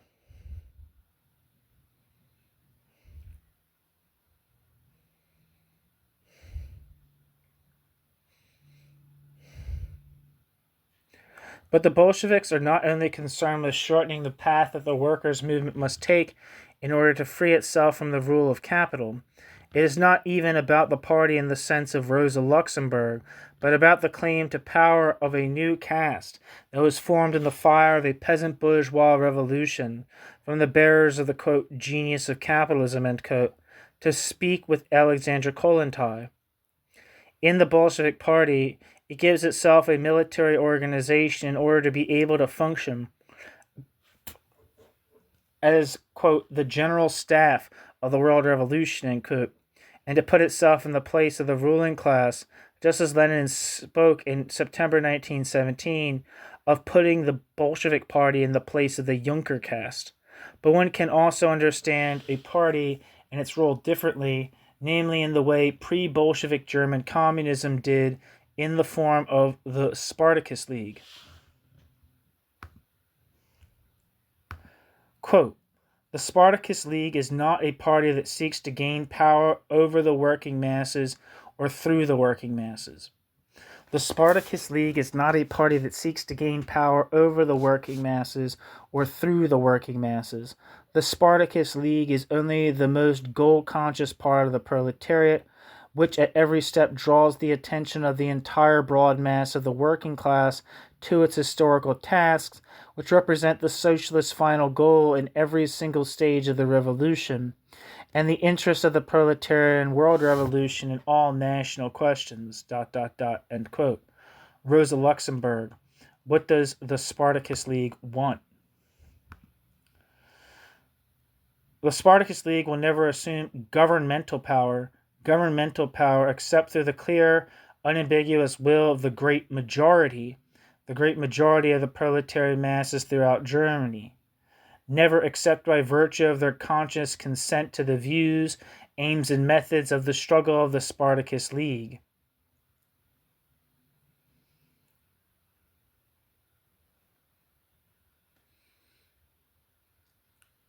Sorry, I think this is still a quote from Rosa Luxemburg. Quote, the Spartacus League will never assume governmental power except through the clear, unambiguous will of the great majority of the proletarian masses throughout Germany, never except by virtue of the proletarian masses' conscious consent to the views, aims, and methods of struggle of the Spartacus League, ... The victory of the Spartacus League does not come at the beginning, but at the end of the revolution. It is identical with the victory of the great masses of the socialist proletariat, end quote. Rosa Luxemburg, what does the Spartacus League want? We believe that there is a fundamentally different gap between this, quote, Luxemburgist conception of the role of the party and the Bolshevik conception developed by Lenin and Trotsky. Even after his disempowerment in exile and banishment, Trotsky continued to uphold the principle formulated by Lenin at the 10th Party Congress in March 1921 against the syndicalist and anarchist, quote, deviation.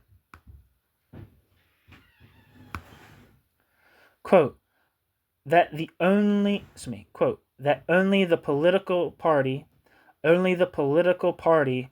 the working class, i.e. the Communist Party, is capable of bringing together, educating and organizing such a vanguard of the proletariat,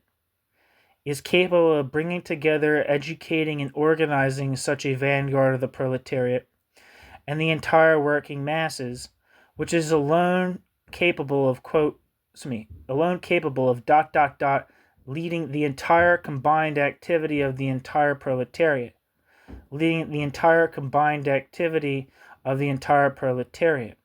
i.e., leading the proletariat politically,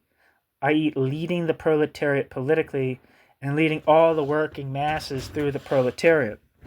Otherwise, the dictatorship of the proletariat cannot be realized. End quote. Trotsky.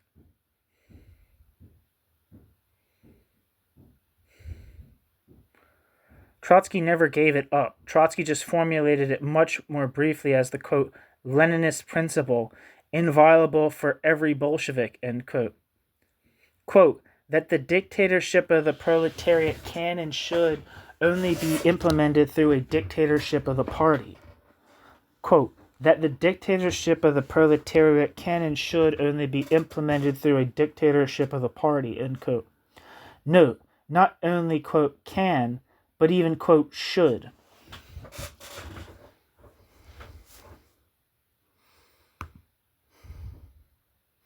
See Leon Trotsky's The Real Situation. This, of course, means that Trotsky would not have abolished the party dictatorship in Stalinist Russia, but would only have, quote, renewed the party by breaking the dictatorship of the bureaucratic apparatus.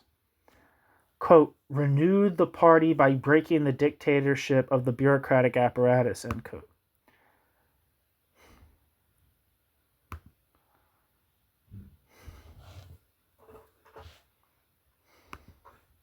Trotsky, Successes of Socialism and Dangers of Adventurism.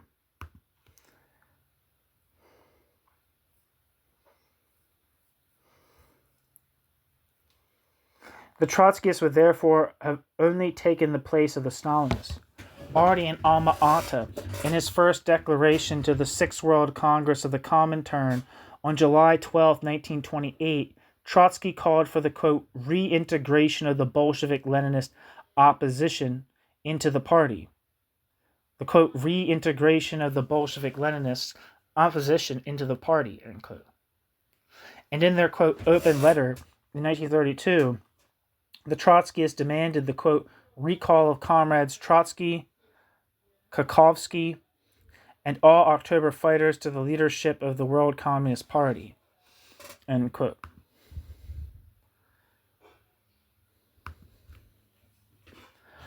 It was 1932. I had only been active in the Free Trade Union and Socialist Youth for 3 years, but had started to study Marx and read a few things by Rosa Luxemburg. I was then dealing with Lenin's teachings for the first time and defended, quote, Luxemburgism against the KPO minority within the SAP and the SJV. I already knew a little about the history of the German workers' movement. One day we were given a brochure which we could only read shaking our heads in places. In it, Trotsky spoke about the, quote, fateful question of the German proletariat, end quote, and tried to make it clear what it should now do.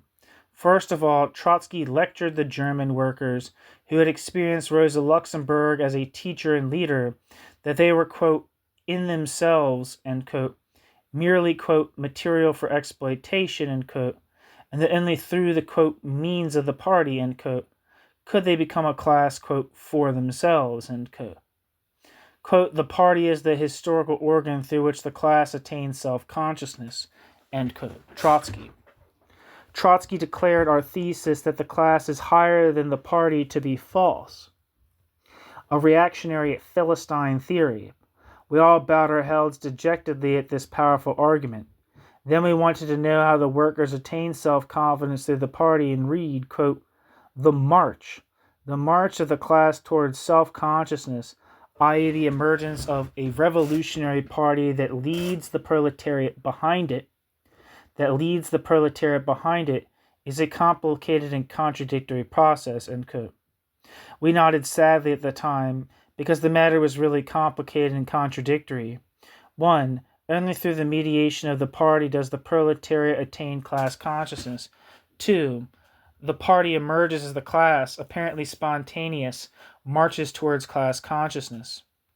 There we sat, our heads spinning, straining our dialectical understanding to understand how a class, already on the march to class consciousness, first carves out the party without which it would never attain class consciousness. At that time, we were engaged in heated debates about the question of the United Front and argued about whether the Soviets really held power in Russia or not. At that moment, Trotsky told us that the Soviets were, quote, merely the class representation of the proletariat, end quote, and, quote, in and of themselves, end quote, had, quote, no miraculous power, end quote. Parenthesis, this is apparently reserved for the party and its genius, end parenthesis. At that time, Trotsky declared that the, quote, great historical function, end quote, of the Soviets in Germany was to become the organs of the Proletarian United Front. On closer inspection, however, we discovered that the German Soviets to be created were only intended to bring the masses of free trade union and social democratic workers to the Bolshevik Party by a roundabout route and subject them to its leadership. Then we had had enough.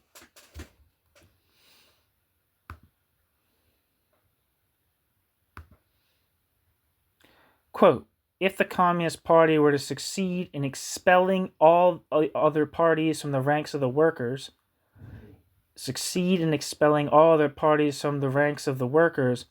during the preparatory period and in uniting the overwhelming majority of the workers under the Communist Party's banner, both politically and organizationally, there would be no need for Soviets. There would be no need for Soviets, end quote. Trotsky, what now? Questions of the fate of the German proletariat. The need for councils, therefore, not only exists as long as the Bolshevik Party is not yet able to lead the proletariat behind it. At that time, we rejected Trotskyism, which also enjoyed special support from the Social Democratic Party apparatus. Parenthesis, in Dresden, Trotsky's pamphlet, Should Fascism...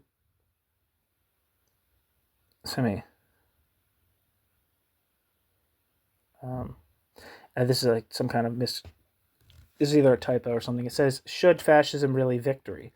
But I'm not sure what that actually means. Was delivered free of charge to all SPD functionaries, exclamation point, end parenthesis. And we vigorously deny the question raised in October 1932 by the left-wing social democratic group, the, quote, Red Fighters, end quote.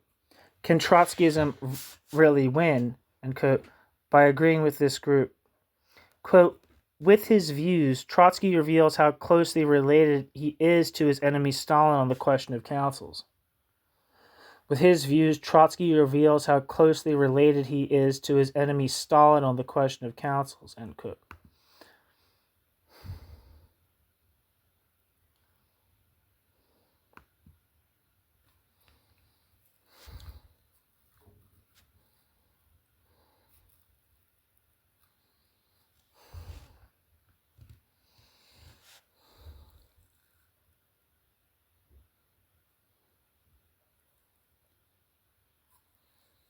Then we heard nothing more from Trotsky or Trotskyism for 1,000 years, apart from the news of Trotsky's assassination on the 20th of August 1940, and we never got our hands on Trotsky's literature again. After 1945, we were happy if we had saved this or that older writing or could still find it in the possession of a comrade. On the other hand, it was difficult, if not impossible, to obtain writings by Trotsky from the period between 1933 and 1940. Finally, there were a few things, some of them mimeographs, some of them just typewritten copies of German translations from the American. We read them and were shocked to see that this important man had not learned anything after 1933. Then in 1937, after the liquidation of the entire, quote, old guard of the Bolsheviks, Trotsky declared that Bolshevism was, quote, the only form of Marxism, end quote, for our era, and that the Bolshevik Party had, quote, established the relationship between the avant-garde and the class for the first time, end quote. Trotsky. Now Trotsky declared the councils to be, quote, only, quote, the organized form of the connection between the avant-garde and the class, end quote. The proletariat can still only, quote, come to power in the person of the proletariat's vanguard, end quote. And that both the revolution and the dictatorship of the proletariat can only take place, quote, under the leadership of the vanguard, end quote, as a matter of the class. Quote, without the class's trust in the avant-garde, without the class's support of the avant-garde, there can be no talk of seizing power, end quote. Trotsky. The proletariat cannot seize power, quote, without political leadership by a party that knows what it wants, end quote. Trotsky, Stalinism and Bolshevism.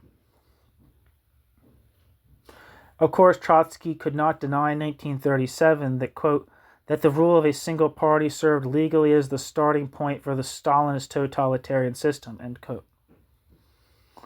But in January 1940, this did not stop Trotsky from writing, quote, it is true that the Soviet bureaucracy appeals to the principles of democratic centralism to justify the Soviet bureaucracy's dictatorship. But in the course of the Soviet bureaucracy's development, the Soviet bureaucracy transforms the principles of democratic centralism into the principles of democratic centralism's exact opposite. But this, of course, does not in the least discredit the method of Bolshevism, end quote. Trotsky. For Trotsky, this remained until shortly before his death, quote, the phenomenon, ...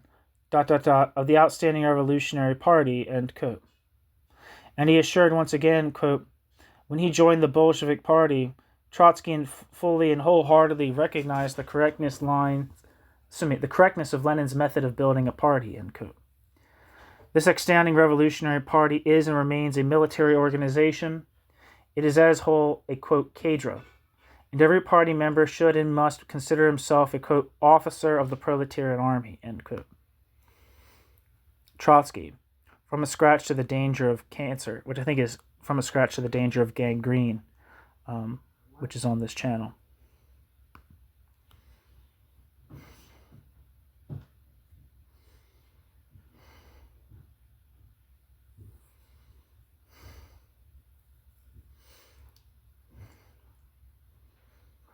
Trotsky writes these and numerous other sentences, the images of which are almost always military or mechanistic in nature, compares the workers' movement to a marching army, sees the workers' parties as an officer's staff, and ... is outraged by Thermidor and Bonapartism. In 1929, Trotsky predicted that, quote, today's variant of Bonapartism, end quote, would be, quote, simply a military dictatorship, end quote.